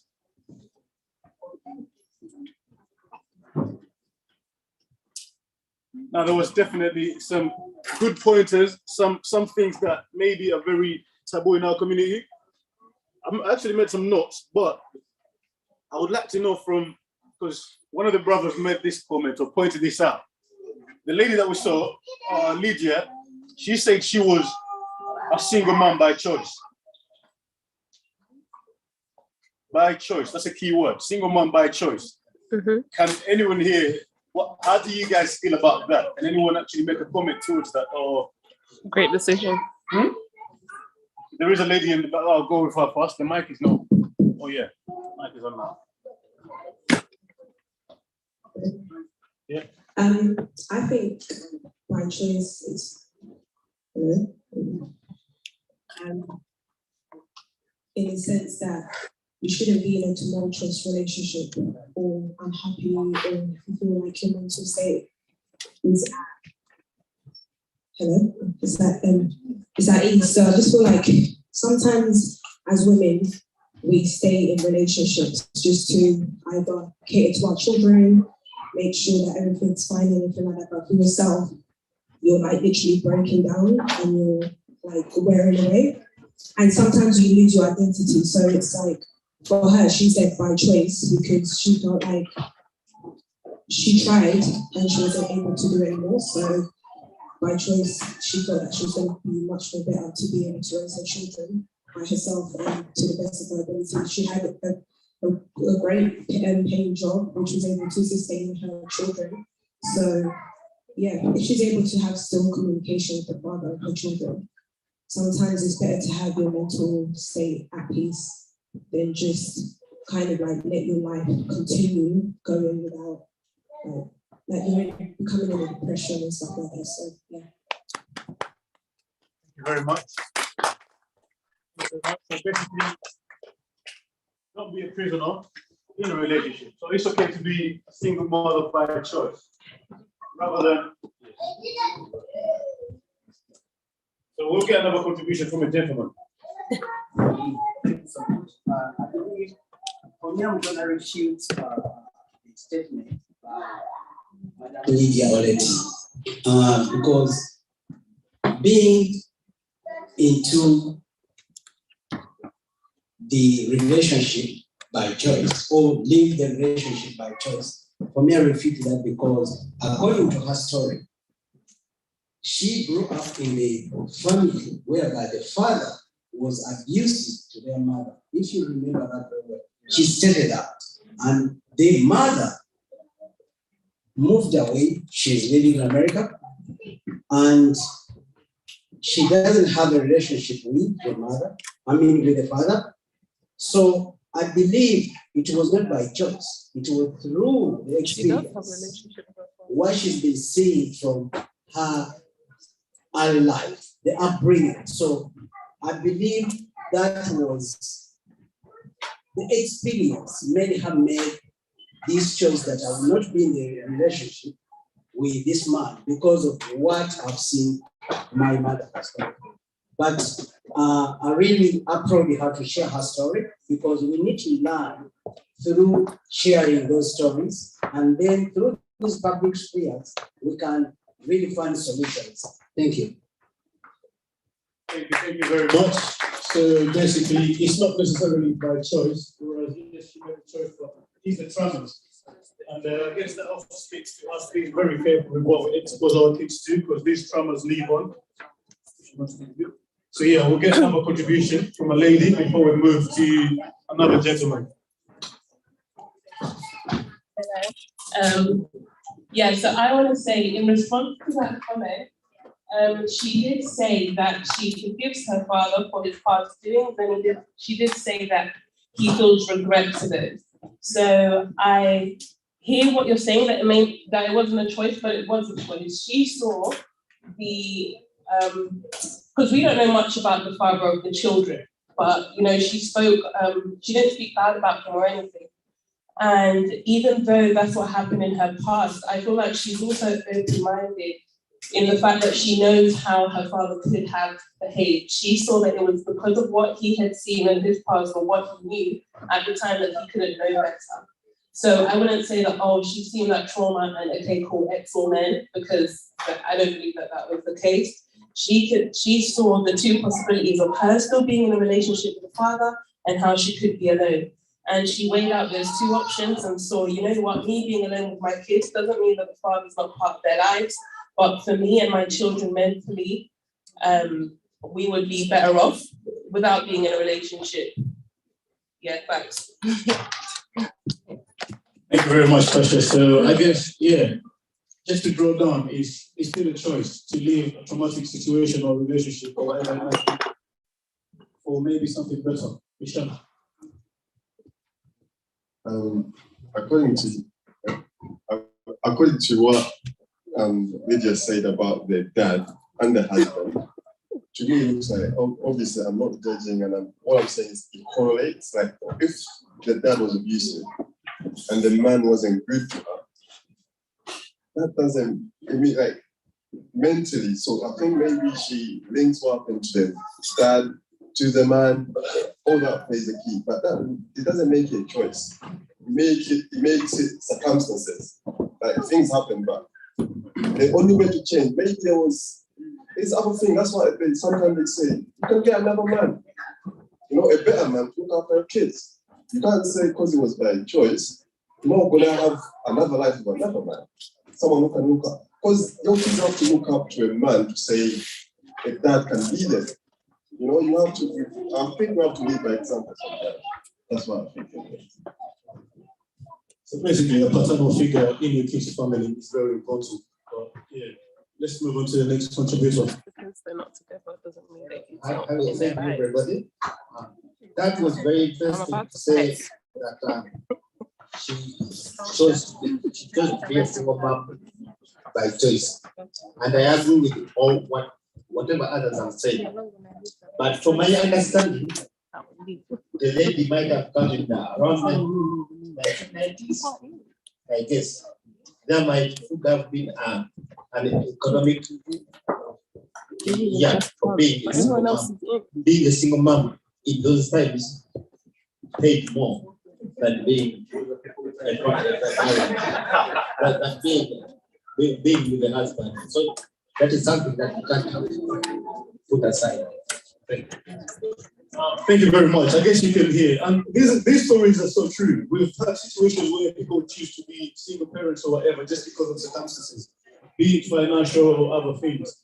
So thank you very much. So we'll go to our last contributor on the topic. And while we listen to our last contributor, please, our panelists, get ready, because we'll switch on to the panelists straight after this.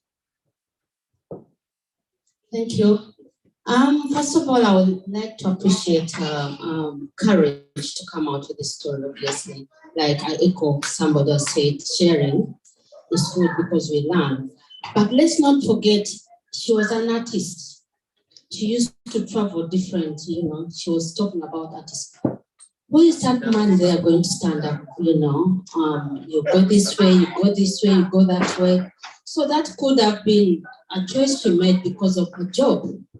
So, and in any case, we cannot really, because she's not given the whole scenario, but from my own view, because she's been an artist, she's been traveling, probably that may have, she may have chosen, and this is my career, I cannot stop the career because of the man. So that could have been one of, the choices she made because of her progression in career. Thank you very much. I was once told to be wary of career women.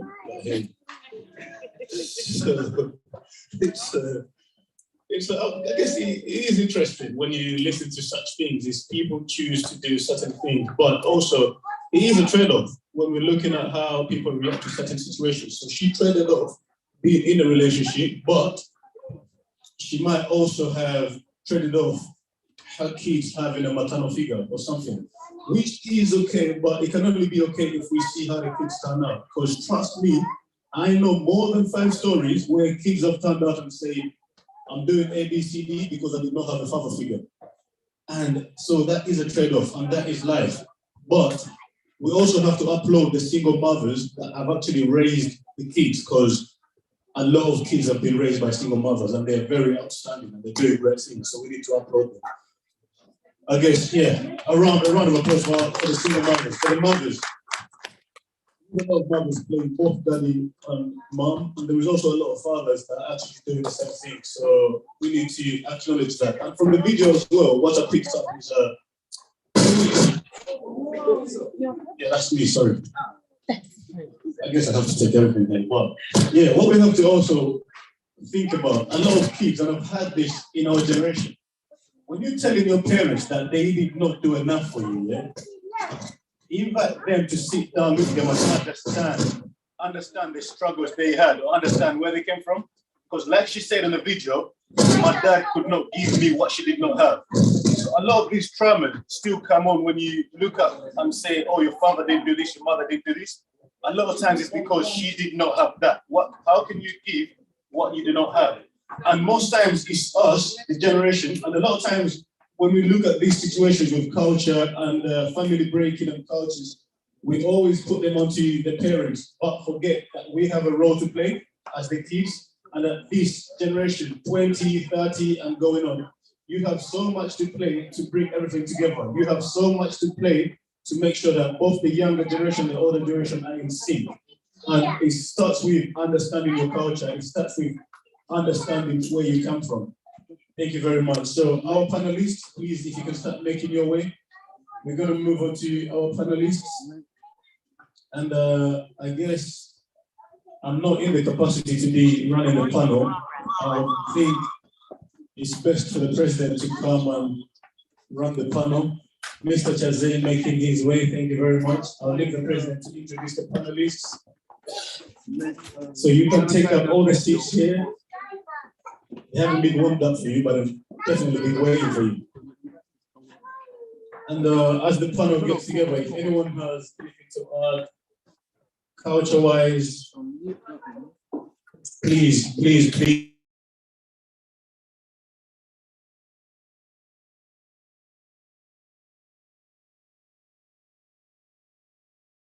But our culture is so linked to other things. One, the culture here in the UK, and then also we have religion. And a lot of times our religion and culture as Africans is not in sync, and these are a lot of pressures that make us forget, one, where we come from. And like I said, if you don't know where you're coming from, you cannot know where you're going. So you need to stay invested into your roots. And by knowing your culture, knowing your parents, knowing where you came from, that's the only way you can have stronger roots. That's the only way you can basically stand up. Chris. Yeah. Put it on this one. So yeah, we'll move it on to the president to head the panel. Unfortunately, we have one mic, so we're just going to be moving it along. Okay. Hello, how's everyone doing? Okay. I swear that this is how's everyone doing? Good. Don't speak with one.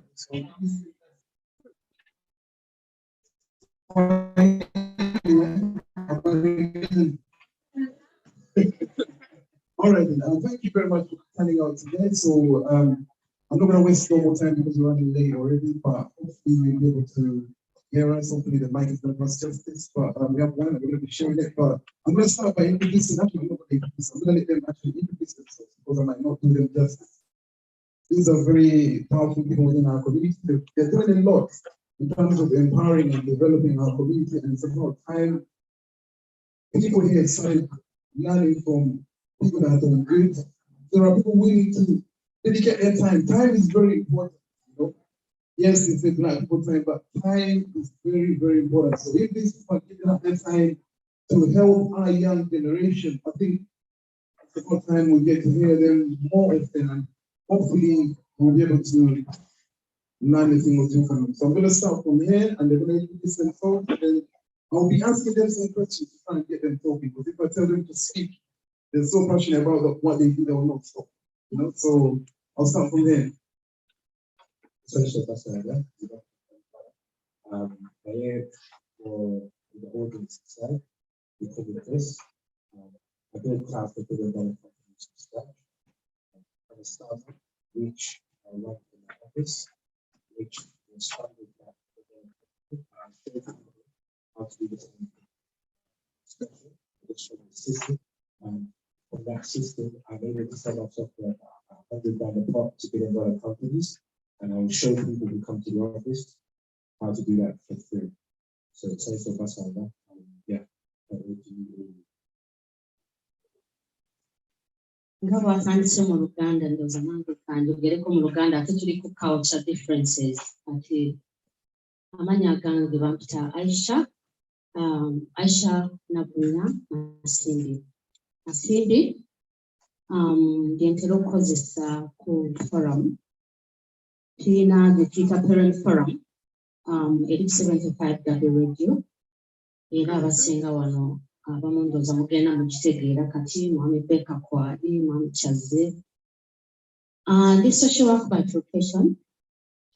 Nkola at the moment Ntambudde wangi in terms of baani benkoze nabo, nkoze mu baana, nkoze young mothers. Kati sawa zino wenjogerera nkola ne ba adults abakadde over 65. Ndowooza byebyo Africa ajja kweyo omugabo yagambye ebirala ajja kuba tubuuze buuzi. Hello, okusooka njala kubeebaza mwenna abasobodde okubeerawo. Thank you for coming to this program because these are things when I first arrived in this country from Canada 20 years ago, I can see the fruits. Eddie made me feel like crying. That video Eddie did was so touching beyond Eddie and his wife and some of the young people I started with, and of course Baker. So when I see what they are doing, I thank God it's come up. Then, you know, these are the things I want you to continue doing, because that's how we are going to solve problems within our communities, within our societies, and within the African community. A PhD student at the University of West London, and I hope by next year I will be finished. But I don't want the time. Thank you so much. And I also work with another community organization called Power as a family support work.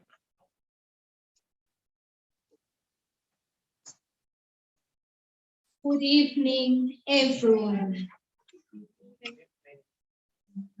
Good evening, everyone. Good evening. That's more like it. My name is Juliet Mafakila. I'm the African Wonder Woman. For those who have been watching 75 radio, is it a Radio Derby or Derby Radio?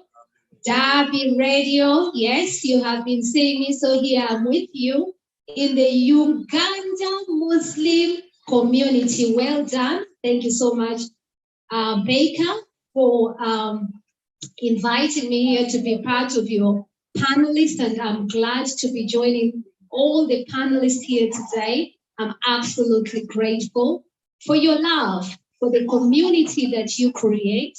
So just a quick intro about me. I'm a community transformer. I'm a social scientist. I wear many hats. And let me say I'm also a model for those who don't know. So I love inspiring young girls and youth. And I'm a judge. I love just wearing the hat. I'm also a politician for those who don't know. But I want to also leave you with the spirit of community development in this house. I'm a social impactor. That is why I'm here today, to allow your community to really get known for the love that it has got. Have I left something else, Baker? And I think I'll just leave you with, I'm also the lead diversity and inclusion champion within the Lead Teams. So back to my community work right now. I'm here wearing the hat of community as I speak to you right now. So thank you so much for inviting me here, and I'll be talking greatly about your community. Thank you. Oh yeah, I'm also a business person. So hello there, everyone. Thank you so much for allowing me to be here and to be one of the panelists here this evening. My name is Maureen. I am an IT project manager by profession. I've done a lot of work within the UK public sector, worked in a lot of accounts such as Ministry of Defence, Ministry of Justice, the NHS and the Home Office as well. I do a lot of community work here within the UK. Some of you might know, might not know, I am the founder of Acholi London on Instagram. Trying to keep it short. Baker, thank you so much for allowing me to be here. I'm really honored. I just enjoy being a part of these type of events, and I am always willing to participate in mentoring young, individuals who would like to start their career in IT or need just more information, surrounding the areas that I have worked in before. So thank you so, so much, everyone.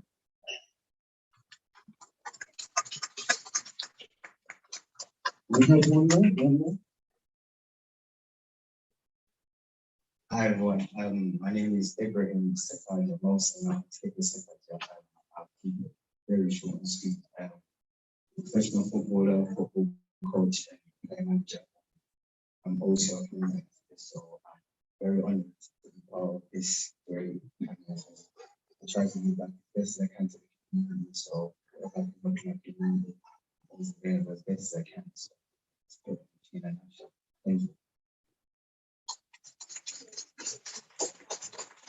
Well, I'm sure you had their positions within our community, and literally they're dedicating their time for you guys there, for other people that are not here. So if anyone is listening, we do have people willing to help our people be better. So I'm going to start my first question with Mr. Chester. Mr. Chester used to take us to Central Park when we were young, me and Eddie, Sarah, and so many other people, but it's not happening anymore. We are the ones trying to rejuvenate that, because they used to manage to mentor young people.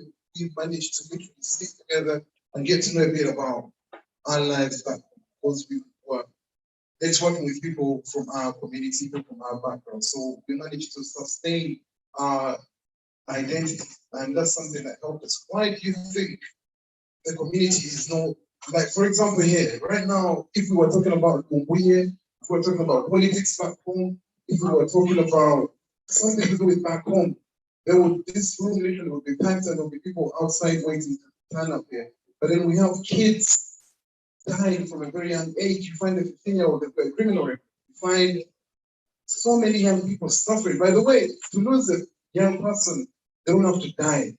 We have so many young people walking, but literally lost. So why do you think it's going downhill from the thing you started? Thank you, Veika, and thank you for the work you do and those that you work with. When I arrived in this country, 2000, I didn't know why I was here, but all I know, I had just separated from my wife. I just wanted to go as far away from her as possible. And I gave myself 9 months because I had been given money by my former boss to do some research. But when I arrived in that small town in Mitchell, I opened a can of worms. I saw young people helpless with no one to help them. Parents spending 15 years with no papers, and they didn't know how they're going to go ahead bringing in their children. It was good to talk to the parents of these young people. They gave me some ideas, and we started a youth project. For me, it was lack of leadership. And today, it's still the same problem, even though we have gone a little bit ahead. After spending 1 year here, and I decided that I think I could stay here for another 3 years. Then those 3 years turned into 5, and now they've turned into 20 years. Few days, I went to Canada after 6 years, and it was a wedding of my daughter. And the wedding was so beautiful. My children put together a very beautiful wedding. But what touched me was my Ugandan community in Canada. They organized a barbecue for me. And one of the things one of the organizers said, Charles, you left 20 years ago. We haven't moved from where you left us. If you can come back, please, so that you can move on. That touched me, that if I hadn't left, maybe the community would have been further, but I have no regrets to have come to the UK because the people that I've worked with, from young to the old, to HIV, and COVID, and so many other projects, I've learned so much. Not only from people of my generation, but from the young people.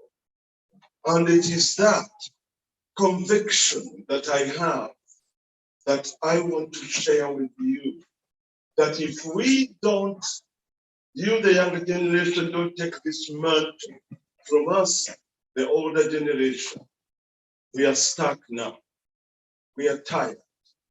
We need this to continue. And I think it's you, the young people, to be able to do it. And then you can do it. Because what I see with so many young people, whether it is in the arts, whether it is in other professions, you can do it. And with us as parents, you can be able to get the ideas and other things. Otherwise, this situation we have will get stuck, and your sisters and brothers, your children you're going to have will be caught into this things too.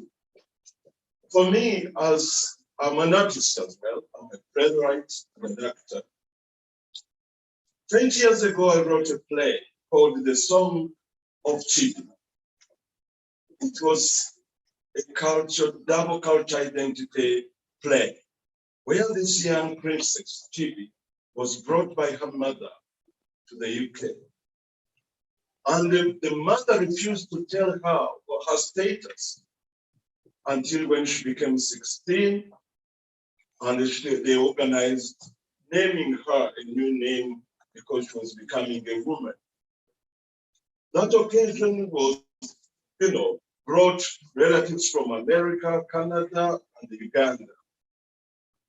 The problem was, Chibi had been given a ticket of Beyonce on the same day she was going to be named, given another name to be a woman. She struggled with making that decision, to go to Beyonce or to be named, or a new name to be a woman and to be disclosed that she's a princess from the kingdom in Uganda. Her culture identity played a big role in deciding what to do. She decided that she was going to see Beyonce. She doesn't care about the naming ceremony, the culture of being a princess. Those are African things. She's a British. But her friend, her best friend, as she went to look for her at the bus stop, explained to her that what you have, I don't have. She was from Jamaica. I wish I had what you have. That culture identity, I would be the happiest woman alive. The play ends as we see Chibi coming back home, and the whole family embraced her to become an African princess in Uganda by tribe, and to embrace her culture as a so-called British Uganda. And these are the same problems young people go through, deciding who they are. And by deciding who you are, you make your life easier. For me, I've been a Canadian, I've been a British and Uganda. But I chose one nation to call my father. And I chose one nation to be my mother. Uganda is my motherland, and Canada is my father. For one reason, they've given me what I have and what I can be able to do and contribute to my community. That is the only reason. Canada gave me not to forget my culture, because Canada practices multiculturalism, where a citizen is giving money to learn about their culture and appreciate it, to teach languages, something we are unlucky here in Britain, we don't have. So it is us in the community to take this into force, educate our children, make them love their culture, their background, to get to know who they are. And to you, the young fathers and mothers coming up, this is your role to continue what your parents have given you and give it to your children with love, not because you have to, with love and respect for those who brought you to this nation, whether it's parents, friends, because they have given you to see what the rest of the world sees, but they can also give you a clue of where they have come from to be able to raise you in very difficult situations. So I beg you, we need to work with people like Baker and the people you see here in the panel, people like Eddie, who have these experiences. We've seen Sheikh and his family sharing with us what they've gone through. These teachers, all of us, but we also need to share this with the rest of the people in our communities in order to expand what we need to do and what we have. Thank you so much. Thank you very much, Mr. President. I'll move on to Aisha. So many parents say that it's a struggle bringing up young people. But to me, I feel like most parents don't know their rights. But I don't know what you think. You think parents know their rights, and what can they do to learn about their rights as they come?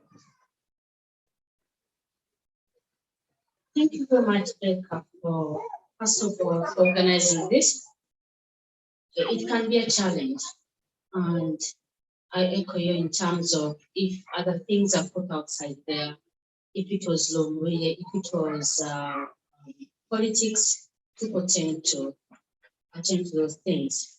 If it's music, people tend to attend to those things. Maybe in future, we bring a singer first, and then we pull a crowd, because that's the way Ugandans are. I mean, you bring here, I don't know, any famous one. Maybe we could get the funding to get that person first, and then because we miss out important things that touch our lives. You've asked me a question of rights and rights for the parents. I have to say, I studied here social work, and one of the papers that I did, the question was about writing about responsibilities, rights of a child and rights of responsibilities. I want to say to you, I don't know whether there is a social work here. And because I know you people are recording, I'll briefly switch it.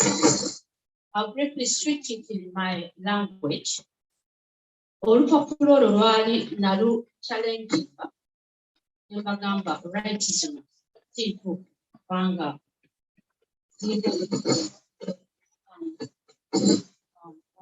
kiyise mu Luganda bakiyita batya practicing ne culture eyange kubanga baali batugambye tuwandiike personal values and the social work values.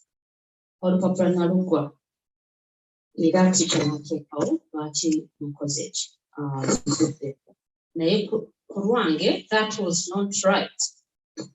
Ngandaba olupapula twalina okuwandika the excessive rights omwana zaaba nazo mwana ekisiru naye ekyo nga kivuddeko anyway ekibuuzo nga nze ku kibuuzo tewali kintu kiyitibwa parents rights. Buli omu oli muzadde oli mwana ffenna tulina right mu ngeri zaffe. Right kyeki right ezimu wano mu NNC balina amateeka agali under human rights. Human rights etuwa right to life, right to education, right to a good life, and any right can be equally proportionate to the child as well. So there is no such a thing as parents' right. Where those words come in, that parents' right, this is when you have to fight them in terms of who is you split. And then there is this point, I have a right to have contact with my child. I have a right to custody. Then you start battling out in court. What I should emphasize most is the duties, the responsibilities and the duties as a parent. I think if, as a parent, some of the duties we have, look after your child, give them what they have to be given, education, good health, don't neglect them, give them shelter, give them things that as a parent you brought up that child, what you are meant to give them, because you are the person who has brought that child in this world. So it is our responsibility and duty to keep whatever they call those rights, but they are not such a thing like rights. They will say it's rights, but they are responsibilities and duties. So for me, going back to the why sometimes they say it's rights, how are you bringing up your family? As a parent, I brought up my child here. What are my values? First of all, those I would consider as I have a right to instill values into my child. If I don't instill those values into my child, then I'm failing them. What are our cultural values? What are my religious values? What are the social values? And then I start balancing. Now, if I fail as a parent to do those duties, then I'm denying my children their rights. If I cannot look after them and I'm neglecting them, I'm denying that child the right of being in education, number one, the right of being with good health. Because in social services, I have to say, so many Black minority people in foster care, they are in adoption. They are the ones going, we see so many opportunities. The percent is high because we are not taking into the consideration of our responsibilities and our duties. This country will not bother you. The law will not bother you if you keep your responsibility, if you keep your duties. Social services will come in only where your duties and responsibilities have failed. And then when they come in and they fail, you've neglected them, you've left them when they're young, they burn themselves, then that's when a child's right comes in, because that's where the law then starts catching you up, because you look after them, not given the right, service to that child. But provide what you need to provide for your child. Those rights can be balanced. You have your own child, your right as a mother or as a father, and the child has their own rights. But the rights are equally. We are talking of right to life, right to education, right to good health, of which we all have to. As just born, but we are once children, and we have those rights. So if you deny your child those kind of rights, then that's where you're failing them. Then that's where social services or the government will come in, but sometimes parents don't know some of these things, or sometimes they are stuck with things like they're working, they're single parents, and they don't know how to juggle, and it is hard enough to juggle life here. When even if you're a couple, it is hard to juggle. You have a school run, you have they have to take them to school, you have to, sometimes GP, if they are babies, you have to take them for clinics. All the things are hard enough. So, but how do we balance it out? And if you, for example, you let your child unattended to, that's where the law is likely to, to come to you. And then that's where it's going to be questioned. You neglect your child, you want to take the child away, then that's how that child, the social services are going to say, she has a right. And then they'll butter you out because you've neglected them. There's so many people, so many children out there.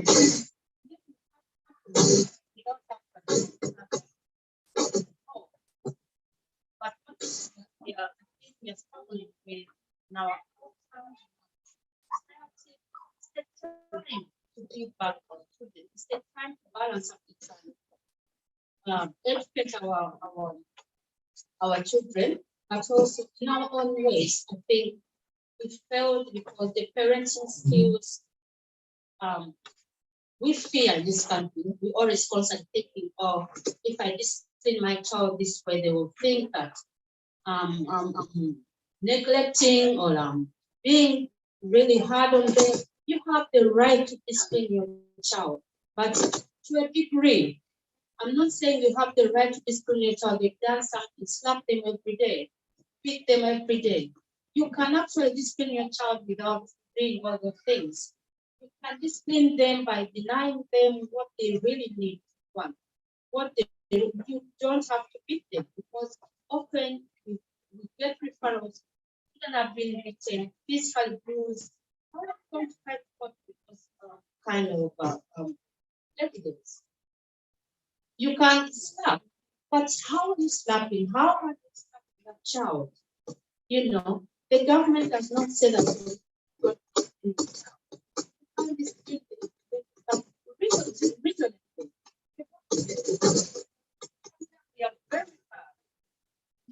We are very hard on our children because, you know, because damage, because the fear. It's got to be working in terms of dialogue, and then you get better outcomes. I believe in dialogue. I believe that I don't believe in actually hitting or slapping, or I know that it has to come from. But so the more harder, I've been hearing here, the more harder you are on that job, the more you're floating them. So backup in terms of like you can have the rights, but how you take right on the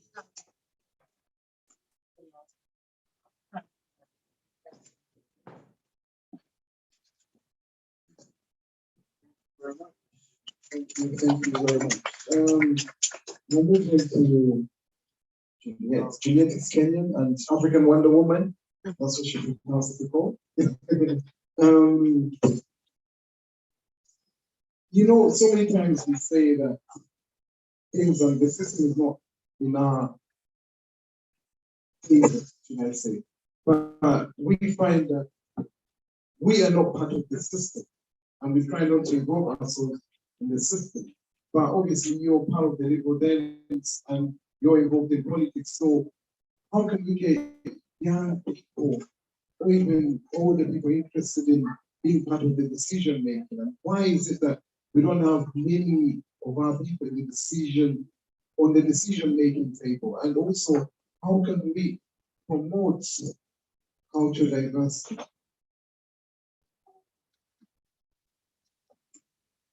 Thank you so much, Faith. And could I have all the children sit down and not running around because for this session, please? I would love us to really participate in this session because it's what makes the difference between good governance and how we are deemed in this country. So out of respect with all the parents, please pick their children so that we can have a little bit of silence and pay attention to civics education as I speak. Thank you so much, children, and thank you for a long day here. I also want to add, I'm the founder of North London Kenyan Communities, as I have the lady over here from Chole. So I'm also the founder of UK Africa Diaspora Forum, which has been going on for many years, and I've got a very active Ugandan community as well that I have supported in the past. So my question to answer our paper is especially in terms of, I'm just going to take it because I'm not here for politics. I love community work and community development, and I trust that I would love to see all of you engaging in different political parties, and I would love the children who are here to take note so that we are able to nurture our Africans and Caribbean children to be part of a system that is actually needing us most. And the great question is that Baker has asked, how can we bring our children to participate and also our families to participate in the local government issues? The first question I'm going to ask you, how many of you vote? Can you show me? Yeah? Oh, thank you so much. That's a big, lovely proportion.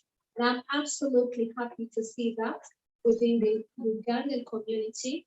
And I would love you to spread the word, because when you don't vote, what happens is you're not able to be part of that decision-making process of what we must be engaging. I want to take you back to the history, and I'm glad Josiah mentioned something that is really touching here home today. He told us, if you remember, 20 years, they are still waiting for him in Uganda. That was his exact words, if any of you was listening. So I'll put a challenge to all of you. 20 years of your lives, our parents allowed us to go and basically learn, also come back home, and also some of them even sold their land so that some of you could come here, be educated. And I also want to take you back to the history of United Kingdom and the issues of slavery and colonization and the set precedent of those who know scramble for Africa. Some of you know very well that these issues have followed us wherever we go around the world. That is why I'm a great passionate for knowing your identity. Because when you learn to know your identity, you are able to tell your stories. You are able to tell those stories in a beautiful way. You are able to nurture those stories and tell them to the children who are British born. So they are British, British Uganda. And I want to celebrate these children here today, because you are the children for today. You are the children that actually represent all our families. And I believe in my heart that when you take pride, I was watching the screen here tonight, and one of the child was asked, what is the one thing that you would like to do? And I remember one of the child saying, I would love to wear a shirt. And that strikes me because of inclusion and diversity. Many of these children are born in the United Kingdom. And how do you help that child? You could perhaps adapt a long shot so that that child is able to be comfortable and is able to be included within the system. I want to be able to promote interfaith here today. Thank you so much, Baker, for the work that you do, because with the love that you put with your community, we are able to bring civics education amongst all of you. But it is one thing talking about it, and another thing implementing about what we talk about. And I think the great challenge is implementing what we talk about. I want all the children. There's a young girl here today I was watching, not to mention names, but she was absolutely beautiful. And I couldn't believe that I saw her tea, just making tea. And it made me remember my childhood memories. These days, children, I don't know about you, but this child demonstrates what the Africans and Caribbeans family expects of you. Little things that make us smile. Little things that allow you to grow so that you're able to be nurtured responsibly. I want to finish off by saying today we take a very sad moment Because yesterday we lost an MP who is corrupt, and it sadly is very bad news coming out today. It is sadly, perhaps, let me not say, but it is a Somali person that went into a surgery and attacked the MP. That is what news is coming out here. I want to remember, from a different political family, and I remember every single child and family, children. If you're listening here today, you can imagine taking a knife on the street. That must stop. If it's happening in the community, it must stop. We didn't grow up having knives and, I don't know, guns in the street. Where do you get that from? Baker, Ibrahim, I've been with Ibrahim, and I know he sets a great example, especially for the youth. Can I celebrate the community halls of all of you that take part in enabling the Ugandan community to grow? Thank you so much to the Ugandan Muslim community. And I appreciate the community fund here today, because without the community fund, we are asking for them to inject more resources in our community so that we are able to build a better world. Now, I'm going to leave you and say the spirit of Ubuntu, the spirit of connecting, the spirit of joy, the spirit of unity. And unity is one thing. Community. When we are doing community events, many of us are not funded. When we call you, we expect you to turn up, not because we are gaining profits, but because we want to set a standard in the community that will enable our community to get community awareness that we deserve. I leave you with that, and thanks for having me. I saw Lydia. Lydia is a Kenyan, and thank you so much to Lydia Colette, because as well, you can see she gave a very good overview of one of your themes here today, which is growing rich as the theme here today. Read it for me. Can someone read it for me? The theme there. Culture difference. We are born. Can I hear it? Sorry? We are born. Thank you so much. Thank you for celebrating Black History Month and in spirit and in truth. We appreciate it. Thank you. Thank you, I'm going to move on to Mr. Chris here. Actually, I'm not going to ask him a question because how big to his office. I want him to tell us about his office, because I had a question for him, but I think it's better if he actually tells us about his office, because I'll speak after this. Sorry, quick, I've got some notes, basic notes for people speaking. In the office, it's a place where young people have dreams. We show you how to turn those dreams into a profitable career. Whether you're whether you're footballers, whether you're video, whether you're making films, whether you're accountants, whether you want to do politics. Next week, we've got somebody making films in Uganda, they make these films. We've got somebody running political events from the US. With Obama's former campaign, they're going to be a speaker on the events free. We don't charge you anything. We make you become the best version of yourself.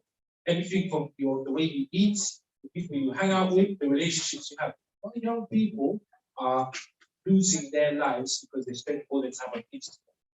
Again, parents, why do we have someone talk about parents? A lot of moms are on Instagram scrolling the whole day. They're on Facebook, looking at the timeline, dreaming of other people's lives, dreaming of where they could be and where they should be. Instead of putting time into themselves, into their craft, and making themselves better so that they can give their kids the best. Another thing is parents go out with their children. The children have a right to your time. You're a parent, you have a responsibility to give your children time. Stop building big homes which are gonna fall in Uganda and spending all your time trying to get these big mortgages or these big cars, these big fat whips, either get rich or die trying. And so as a result, we have an epidemic of not single mothers, of parentless homes where mom and dad are doing 2-3 jobs and the children are coming home to a political vacuum and the streets are filling that vacuum. That's the reason, knife crime, gun ain't nothing new. It was in my time, and there's the same epidemic then. Because parents were too busy out there making money trying to get big fat cribs. Instead of living in a small home, humbly, spending your time with your children, educating them, taking them to work, putting time in them, understanding, what? I have 3 Premiership football players in my family, but their parents spend 80% of their time outside of work, taking them to games, bringing them back to games, listening to them, talking to them, getting their diet right, talking to the coach, looking for clubs. I'm a product of that. My mom was a lawyer. My dad was an accountant. I was spent my whole life in the office, like either greeting people, taking people's papers, showing them how to fill out forms. And there's no mistake to me having my own office where I bring other people in to learn and to teach them. So number one thing we need to start doing is teaching each other. But before you can teach anyone anything, you need to learn a skill. Now, how do you learn a skill? Today you have Instagram, YouTube. All of you have smartphones. There's a website, and I swear this website is going to teach you how to do everything. Do you guys want to know what that website is? Well, you can learn everything. Anything to you, anything you want. Okay, get your pens ready. I want you guys to get pens, yeah? Ready? Ready? It starts with G-O-O-G-L-E.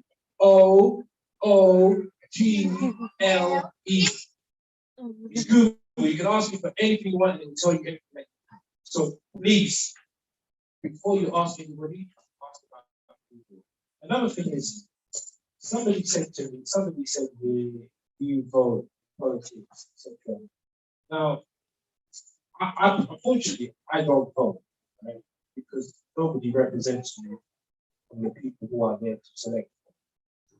Instead, I've decided to partner with people who are like-minded like me to create our own ecosystem. Hence, I have a place in my office. By the way, the office I don't pay for. Somebody saw the skill that I have. I offer them a service. They pay me for that service. I use the money to then give the office to everybody. Now, I'm not nothing special. Somebody just showed me the system. By the way, there's only 1%. How much do you think, by the way, how much do you think you have to earn to be in the top 1%? Any number? How much do you have to earn to be in the top 1% in the UK? Does anybody know? Let me help you. It's 160,000. Now, 160,000 a year is what you have. Nothing much. Now, a lot of you are trying to aim for millions, whereas if you earn 100,000, you'd be very happy. When you come to the office, I'll show you how to earn 100,000. I've got nothing special. All these people who used to earn millions of dollars, they're following a system. They follow that system, do it diligently, you will get your rewards. And you know what? You can have time with your kids, time with your family, time with everything that you want to do, time with the loved ones, and you can even give back to the community by just doing that. So, now, also, based on some approach, I think the first thing we have to do is, if you want to become better, you need to learn a skill, and we need to teach each other. Then we need to teach someone. After you've taught someone, you need to visit back home. How many of you have been to Uganda? Okay, we've been in COVID, pre-COVID, 2019. Are you making more than 2 trips or 3 trips back home a month, a year? 2, 3 trips a year. Should be, because we're spending that money on other things. TV, my Ironappa, wherever, young people, I see on Instagram. Some of you I see on Instagram here. I see you in this city, that city, whatever, shirt off, all that. I'm thinking, this guy can be Uganda train. Let's go home, train people. Then we need to attach ourselves to people like these guys here who are doing something for the community, who are bringing other people up, then you need to find the right relationship. A lot of you are going to do nothing in your lives because you're going to be going, what can I say? You're going to be strapped up with the wrong guy or the wrong girl. A lot of guys are losing their dreams because they're with the wrong girl. A lot of women are losing their dreams because they're with the wrong guy. And instead of following the principles of life, of teaching, by the way, if the person you are going out with does not add to your purpose, does not add to the skill that you have, does not bring value to the skill that you have, does not uplift your people, does not uplift your family, does not uplift you, doesn't make you feel good about yourself, doesn't make you feel good about your culture, you should not be with that person. And I want you to go home, and you need to have a difficult conversation and tell that person, you know what, you are not adding to my value, to my life. We need to end this. If you need help, there's people here to help you. But the number one reason a lot of you guys are going to lose your opportunity. By the way, if you're in the West here, you have an opportunity, you have a right to go back and teach your people back home.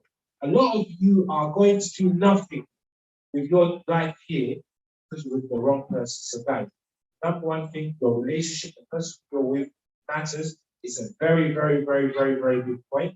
And you need to make sure you don't ignore it. Then for the kids, hey kids, where you at? Kids, hello, hello, hello, hello, hello, hello, hello, hello. Hey, how are you? Are you having fun? What did you do this week?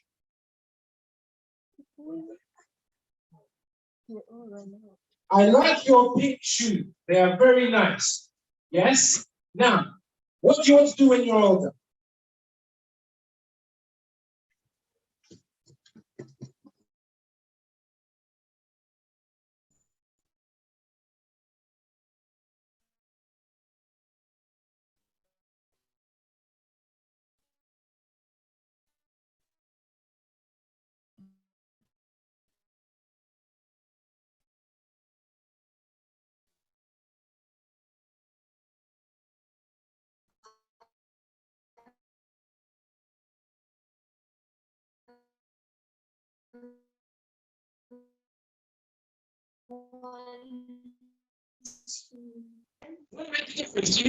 So we really appreciate you, one of the most amazing people in this room. To say, I want you to say something.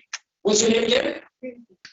Let's help you. It's not a thing. You should have young people up here, not just people with grey hair. And for the getting people to our events, if you want any ads on Instagram, if you want any ads on Facebook, if you put any ads on billboards, if you put any ads on the bus, guys, we must be better at marketing ourselves and our events and engaging each other. Thank you so much for your time. Thank you very much. She's never going to forget this. She's never going to forget this day. So please keep doing things to engage the young people. They're the most important part of this conversation because they're going to be the ones who are going to take care of us. We started the work. Mommy Chaza, you started the work. They're going to finish it.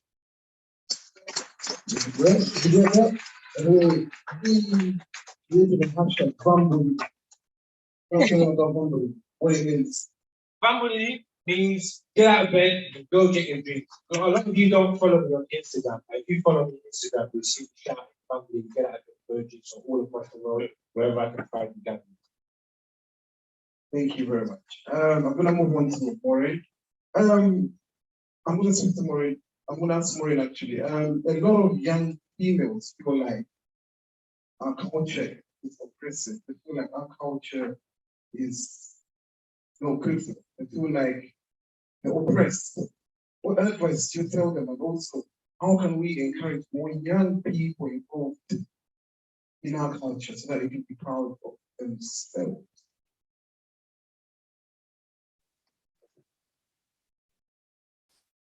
Thank you. I think for me, I'll just kind of answer this question with my own experience. So I came to the UK with my parents in '99, and it was hard because it was very hard fitting in. I looked different, spoke different, and my culture was just very different to what was here in the West. And being honest with you, to be honest, whenever the teacher called my name, I didn't really want to answer. It's like, wasn't proud of my name, wasn't proud of my identity. I don't want it to be Caribbean, to be honest, because at the time, those days, it was cool to be from the Caribbean. It's like, that's what you wanted to do. In response to your question about us finding culture not necessarily favoring us as young women, I think there's kind of a background story to it, in the sense that within our culture, and not just us, but even African culture, as female children, you're kind of looked at as being less than the male children. In our culture, if a man has a son, it's like an honor. It's like really, you feel very proud as a man when you have a son.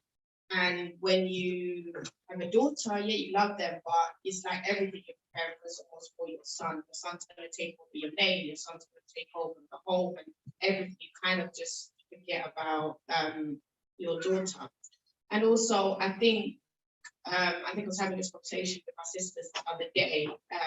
Culturally, as young girls, from when we're young, we are taught how to be maternal. We are taught one day you're going to go and you're going to get married. And we're taught to serve our husbands, to be patient, to be obedient, and to respect our husbands. All these things we are told, which is a very good thing. And I think it's a good thing. You should have respect for your other half. You should carry these things on. But I think on the other side, the male children are not exactly taught the same thing, the way that they put this on us female children. I don't think the boys are taught to, you must respect your wife, be patient, you have to serve her, all these things. So this is how you find that culturally, a lot of us young girls, we are in relationships or we are in marriages. And we live here in the Western world, we're trying to follow our culture, but at the same time, our culture is oppressing us. It's, kind of promoting us to be in situations where we are in abusive relationships. We are in marriages that we're not happy, because we ultimately want to follow culture, and not all the time that culture will favor us as females. Now, I know some may disagree with what I'm saying, but I speak from experience and what I have seen, within my surrounding. And even if we look at back home, as well, I was watching a documentary, if you have time, you can go and watch it. It's on dowries in Uganda. There's so many females that are suffering, they are in abusive relationships. Obviously, I'm speaking from my culture, literally like what I mentioned earlier. There was a documentary where there's women that are, in these marriages, because the husbands have paid this bride price. Ultimately, culturally, if you're going to divorce, they must return the bride price back. Now, these are girls that are coming from, less fortunate families. Most likely, all the time, the fathers and parents have already spent this money, and they go back to their family, and the family is telling them, well, you've got to go back home because back to your marriage. To your husband, because we don't have this money to to give them back. And not only that, to the extent where they have to go back, and the parents have even been arrested, because they're not able to return this money, and the females have to actually stay in their marriages. I think growing up here in the Western world has helped us as young women. We're now a lot more educated on mental health. We're educated on what abuses, what physical abuses, what psychological abuses. We are more exposed to things that possibly we wouldn't, have seen if we were not on this side of the world. I know that there's a lot of work going on back even in Uganda right now, and friends that are mental health advocates and domestic violence advocates back home. I think over here we do value who we are. We value our culture, especially for me, going back to my story, what I was saying earlier. I wasn't proud of being in Uganda. I was in secondary school, and it wasn't until I was now in my mid-20s that I now started to reconnect with my Ugandan community. And for me, I felt so much love because I came across people that, you know, spoke the same language as me, people that, you know, I could say the same jokes and we all laugh together, people that made me feel welcome and at home, people that I could eat my food beside and they wouldn't tell me that it smells any different, or, you know, just that sense of belonging and feeling at home. So for me now, at my age now, I feel like I am so proud of who I am, being a Ugandan, being an Acholi, and just being of African heritage. And to answer the question, it's hard, you know, as females here in the Western world, because we kind of want to fit in as well with how things are in this country as well. And sometimes culture kind of contradicts that, and it just makes it very, very difficult. But I hope I kind of answered your question, but thank you so much.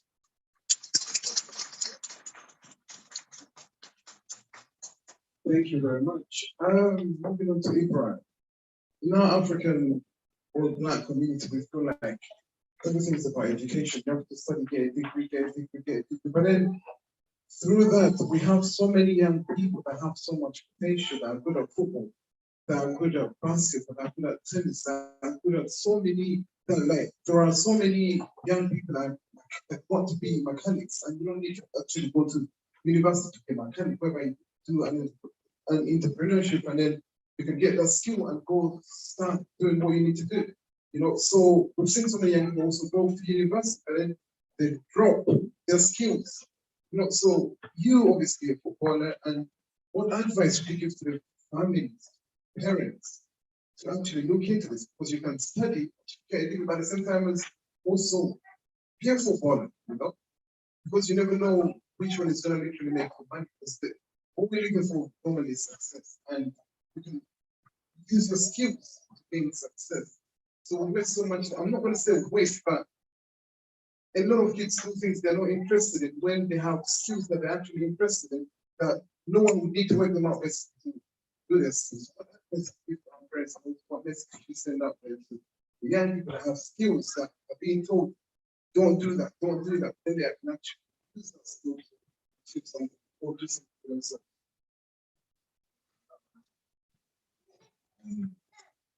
First and foremost, I think there's a lot of ignorance towards parents.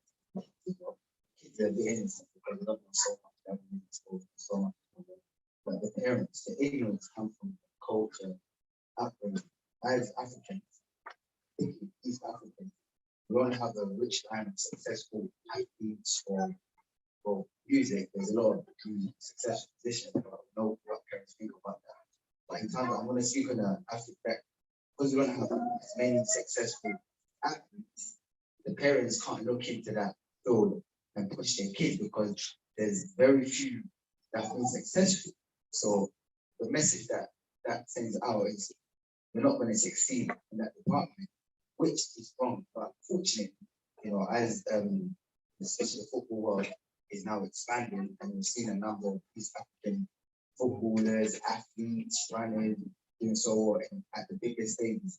So with that, of course, it's opened up for parents sort of awareness that kids can succeed in these other departments. Though I understand where the parents are coming from. If you support two on the same platform, success in the education sector and success in sports from entertainment, of course, success in the education sector outweighs it because of the track record, because of the diverse opportunities that are in the education sector. But having said that, the thing you don't want to do, especially to youth, you don't want to limit them because they're so gifted, they're so talented, have so much energy and so much time at their disposal. Expose them to everything, give them guidance, just don't limit them. Ultimately, they'll find where they belong. And once they do find where they belong, where they're going to give it everything, and ultimately they'll become successful. The thing that I advise parents not to do is not to push youth to be successful based on how they see success. But success is a very personal thing. Your kids can end up being way more successful than you if you give them the guidance and the freedom to express themselves. But to gain that freedom, I'll give you just a brief background. I came to this country when I was 10. In Uganda, I was picked up to go and get Crystal Palace at the age of 10. Mama had to make a decision. The same mom, she had 6 of us living in one house, she had to make a decision. Do I let him go and play sports or do I push him to play sports? So we had to negotiate. She said to me, you can do whatever you want as long as you do well in school. Because I was so passionate about football, I was like, it's a done deal. Because I realized, okay, my parents must succeed education-wise. So for me to succeed in what I want, let me meet her conditions and I'll get to do what I want. So with the kids, you have to understand where the parents are coming from. That your parents are not pushing you away from the passion. Your parents want you to, as they want you to be so great, but you just don't understand. So if you don't give them, if you don't listen to them and try to fulfill both what they want, because with parents, personally from my experience, it's easier to with parents giving one in school. They only get away with a lot of stuff. So, but I think on the parents' side, because of our background, it's a limitation in terms of our understanding, and we narrow success based on our background. We're really truly, me growing up in the environment, so you don't have to just be successful. Football gives you the ability to be able to exercise. Same thing you do at football, successful. You know that footballers' careers are very short, but the skills that you pick up during your football careers, you can transfer those skills to be successful in literally any field that you want. But until the parents understand that and try to give that guidance, it's very difficult to explain. Because footballers and athletes don't have the best things. The way they conduct themselves, of course, that's an improvement time. But because of the way the sports industry is portrayed, it's given a bad image to these kids. And obviously, these kids, a lot of the kids, when I talk to kids, they want to be footballers, mainly for 1 or 2 reasons. They want to be rich, or they want to be famous. But they don't understand what comes with that. They don't understand the discipline, the commitment, the sacrifice that comes to get to that level. And of course, we're always seeing these top footballers put in front of us. And they sell us the dream that anyone can make it, which is not really the reality. Only those that are willing to sacrifice the most and be highly disciplined, they get to make it. But they say, what I find really interesting is that the same discipline you need to succeed in football is exactly the same discipline you need to succeed in anything else in life. But the key element is passion. And you don't really want to limit anyone because of your own limitation. And I talk to a lot of parents, and I understand where they're coming from. They want good for their kids. But in the pursuit of that good, they're limiting their kids. And I always encourage parents that give them the freedom, negotiate your kids. Because kids are willing to abide if you give them the freedom to pursue what they want. Because I see kids as they have a healthy level of ignorance. You can sell something to them and they fall for it if they feel like, okay, I get to do what I get to do. So with that, I think as parents, especially in this day and age, because unfortunately, your kids are more influenced by the society. So that's a harsh thing to swallow. But these kids have access to social media, they've got access to a lot of things that you never had coming up. So it's difficult to accept that. My kid is actually going to be influenced more by the external than the internal, which is yourself. So we have to understand the society that they are in and give them guidance, not based on how you see things, but based on how things really are. And negotiate your kids. Negotiate your kids. Naturally, when you're obedient to their parents because they look up to them. But if you limit what limitation in your life, that's when they're going to find other people that are going to give them that freedom. And a lot of the time, black kids, we're going to be pushed out to the streets. So what I would really advise parents to be more open-minded and realize there's more than one way of success. Succeeding and realize you don't even want to limit, if you limit anyone, at some stage that's gonna come out. And how is it going to come out?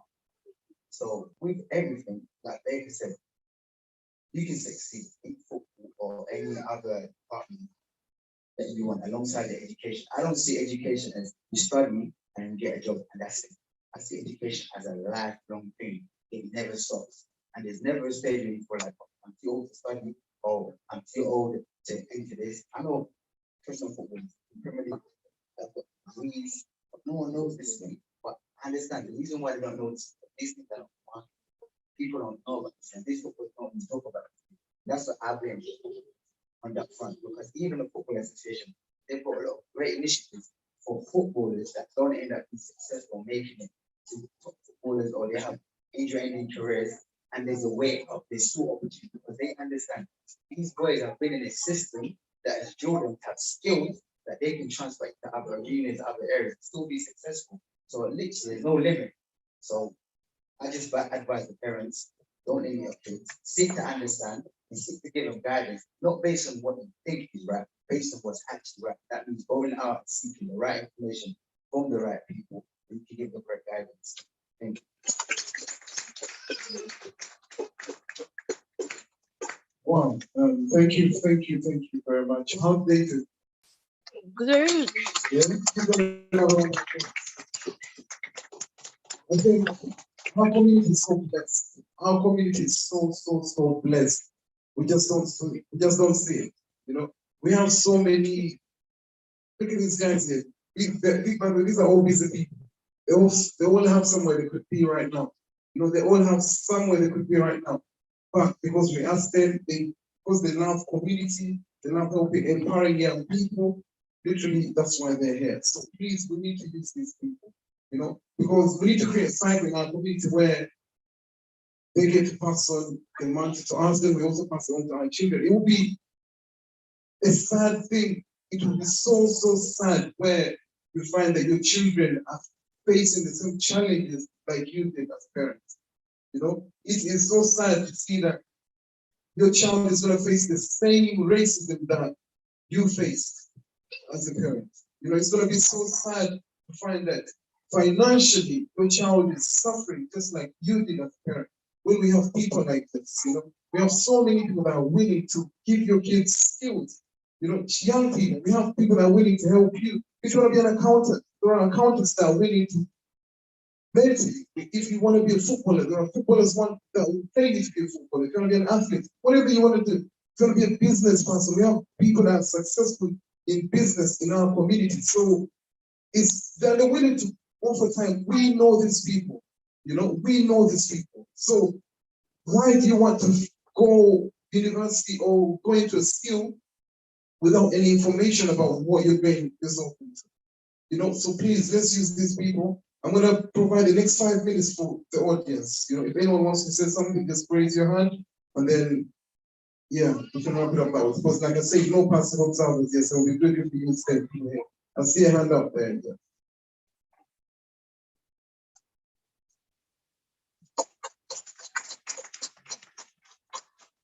Thank you very much. My name is Martin Savongo. It's not a part of the chapter 8. Grandson of Barat. I'm also a grandson of Aji. I'm also a grandson of Tema. I'm also a grandson of the Angels. That's how I want to be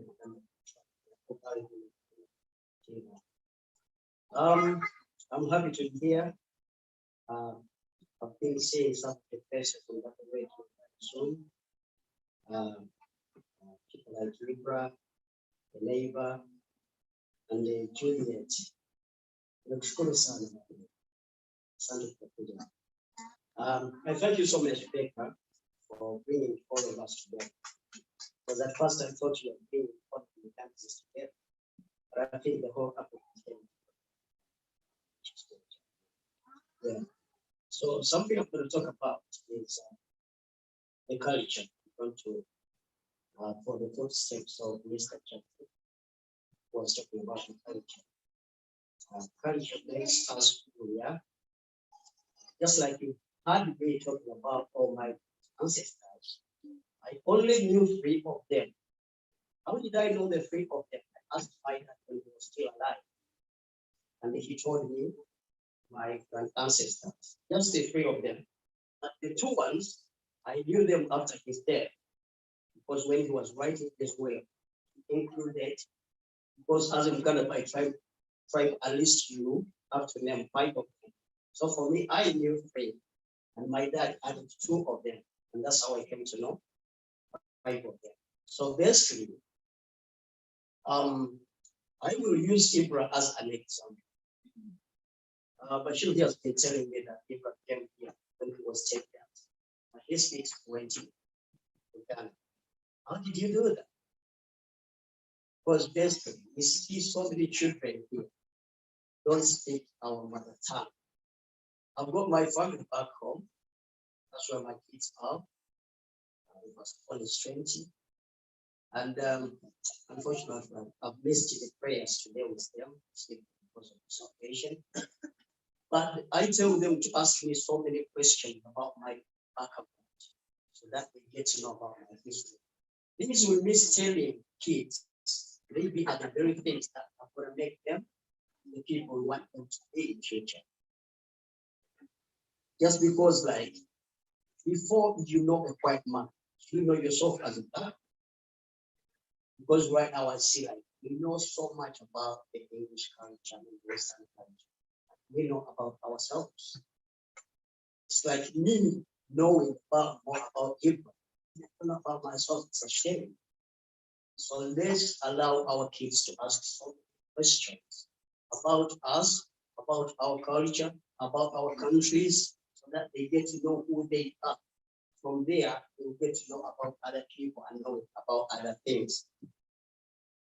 My kids speak fluent English because they're in good schools, but whenever I get back home, I told them not to say money to me. I prefer someone like a guy coming to me and say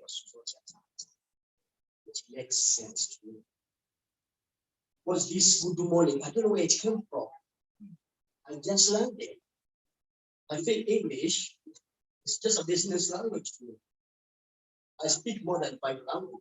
The problem is Kiswahili is only talk at 5. You know, I speak so many languages. Swahili is one of my poets. But all of those languages are business languages. I speak them when I need something. Like when I go to Kenya, I use Swahili when I need food, when I need something from somebody in Kenya. But Uganda, my mother tongue, I'm not speaking to get anything. It's part of me. So if you know that you are a Uganda tribe, you are in John Bopano, so make sure your kids get to know about yourself. Not let them know about other things before they know about themselves. And that's my point. And knowing about all this, it involves the culture. We know about our culture. The way we are raised is not the same way we are raising our kids. We visit families here. It's a shame one day I visited someone's family. After knocking the door, the child came and asked me, "What one here?" That's not our culture, to be honest. That's not our culture. In Uganda, we say, there is no road along the house. So whoever comes is welcome. Just welcome everyone before you ask them the reason why they have come. And this is what the kids need to learn. I know it's not easy because what you teach them is opposite to what they face outside. But at the end of the day, we grew up in the same situation. Even back home, every home has got different rules and regulations. But when you go out, you have to come back home knowing that the rules and regulations at home, I have to follow them. So that's why.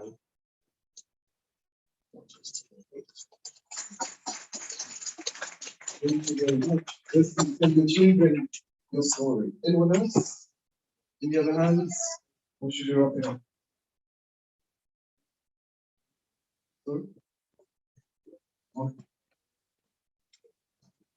Sorry, just a quick one. I've seen a lot of young girls here today, and I just wanted to let you guys know that if there's anybody that wants to go into tech, there's such a high demand right now for females within the technology industry. When I say tech, I mean technology. Like there's such a high demand for women in tech.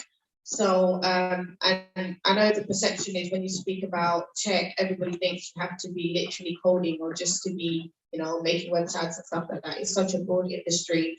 And if anyone is interested and wants to know more information, I'm here and willing to mentor you guys. But yeah, just wanted to put that. Thank you very much. Thank you so much. We're just really out of time, I believe. So I know that Baker has told me that we really need to be finishing, but just a quick one. Be proud of where you come from. Remember, you're a child of Africa. I just wanted to leave it there with you. You're a child, not just of Uganda, but you're a child representing the 54 countries of Africa. The other thing is, I want you to be proud of your names. My names are Juliet Namarome Lotomia Mahapila. I rarely sometimes say it, but I'll tell you what, I relate to why my parents gave me those beautiful names. I'll tell you another day, maybe in one of Baker's program, but my name means freshness, it means love, it means a virgin life, and other stuff. I want to leave it with you. I know he said he doesn't vote, but I want to challenge every single one of you. Next year, we've got elections, and the council is looking for ethnic minorities to start. I want you, if you're over 18 years old, to go out there in any political place, put your name forward. I don't care which political party you represent. That is what is so special about it. So I want you to do that so that you can participate in governance issues, in participating in what he's talking about, in what he's saying that entrepreneur, you can tell the council we want investment. To Ugandan community, make sure you take from the footballer that Ishmael has said that you have a talent, you have what it takes. But let's not forget, you have to take the first decision to be successful. Thank you, Baker. And clap for Baker. He is so committed, as you know, with this Ugandan community and his family as well. We bless you. Thank you. Thank you very much. I'll just quickly answer probably question about our parents. To be honest with you, our biggest family is in Uganda, and grandma in Uganda, everyone's in Uganda. So I knew when I came here, the one thing I can't afford to do, family ties. So I made sure I stayed in contact. I made sure I spoke to Uganda throughout. Thinking of accent, that much, because my family is more important than the accent. I'm not interested in all that kind of stuff. So I made sure, because one thing that I took with me is the language, because I knew my identity very much embedded in my language. And when I lost that, I lost myself. That's One thing that I can make before is anybody learn their ancestral line. The people that came before you, that came before them, and that came before them, and those that came before them, they're the people that got into the world state. So we should all be able to live our ancestral line. Thank you very much. I think that's about it. I think that's a wrap. By the way, before you leave, please make sure you go see Najib. It's going to be there by the back door so that you can give us a minute or 30 seconds before you throw off today. Please do not leave on this for. Oh, you want to say something? Okay.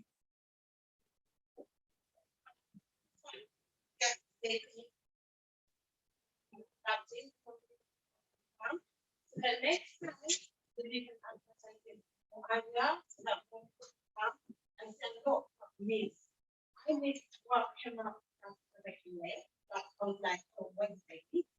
But what I think about more than that, my kids that day, and they were asking questions about what's going on, and I said more and more. Thank you very much. Yeah, please, sorry about whatever's gone wrong. We'll definitely, that's why we want feedback. Please give me feedback forms. We'll definitely be doing feedback forms. We'll be definitely looking at that. I want the organizers to come up here so that everyone can. Okay. Hi guys, I'm really sorry. Guys, give a shout out to International Rotary Fund. They sponsor the event, that's why the food I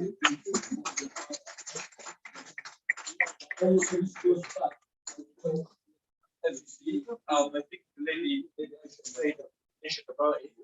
When we bring someone here, if it's a rapper, young people they're gonna be here.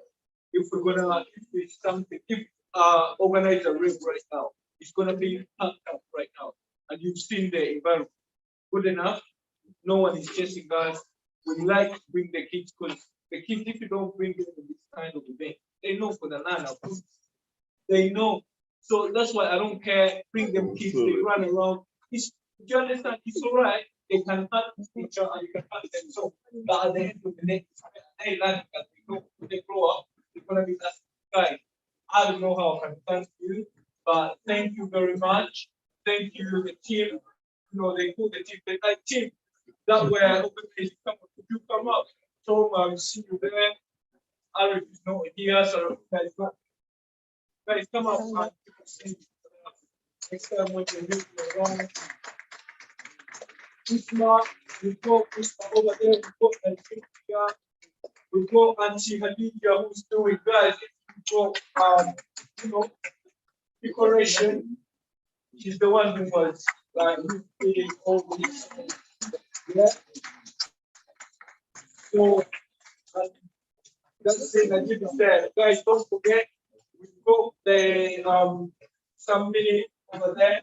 And also when you're going up, please, because I've got a camp of gypsies over there and I didn't have security. So I've locked the front door. If you're going out, you're either gonna use this door here, it will take you straight to the car park. And also there's another door, I'll be showing you around to go out. But the main door is locked. Yeah? Please give us a remark there. Please go by the back row. Give us 5 seconds. We've got food. Please don't leave without food. And just give us a minute. Please, we're breaking a minute away. If you need any pictures, Tech Media is here. So please, thank you very much. Thank you everyone for coming up. Have a wonderful rest of the day.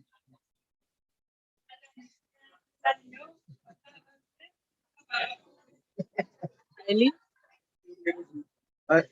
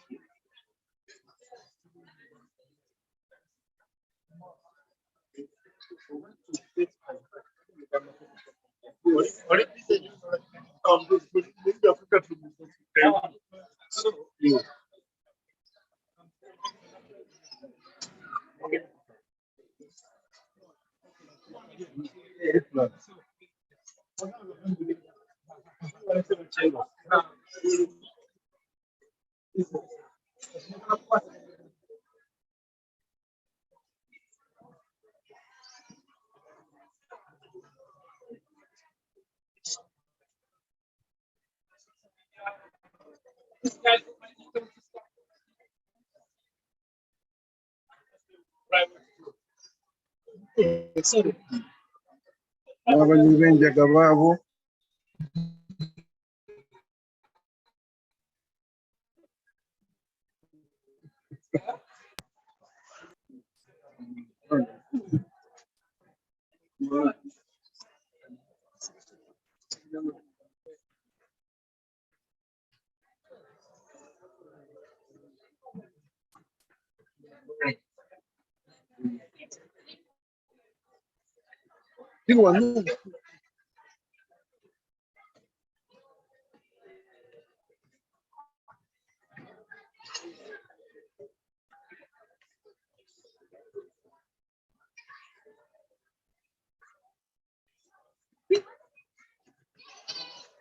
Hey, hey, stop, stop, stop. You know, stop.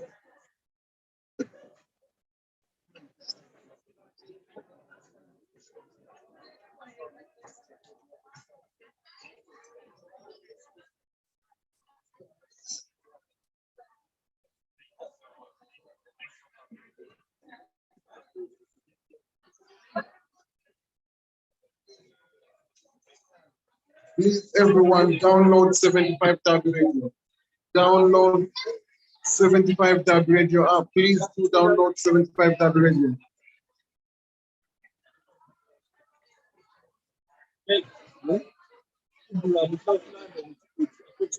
Anyone interested in football? We have an academy in South London. We have an academy in South London.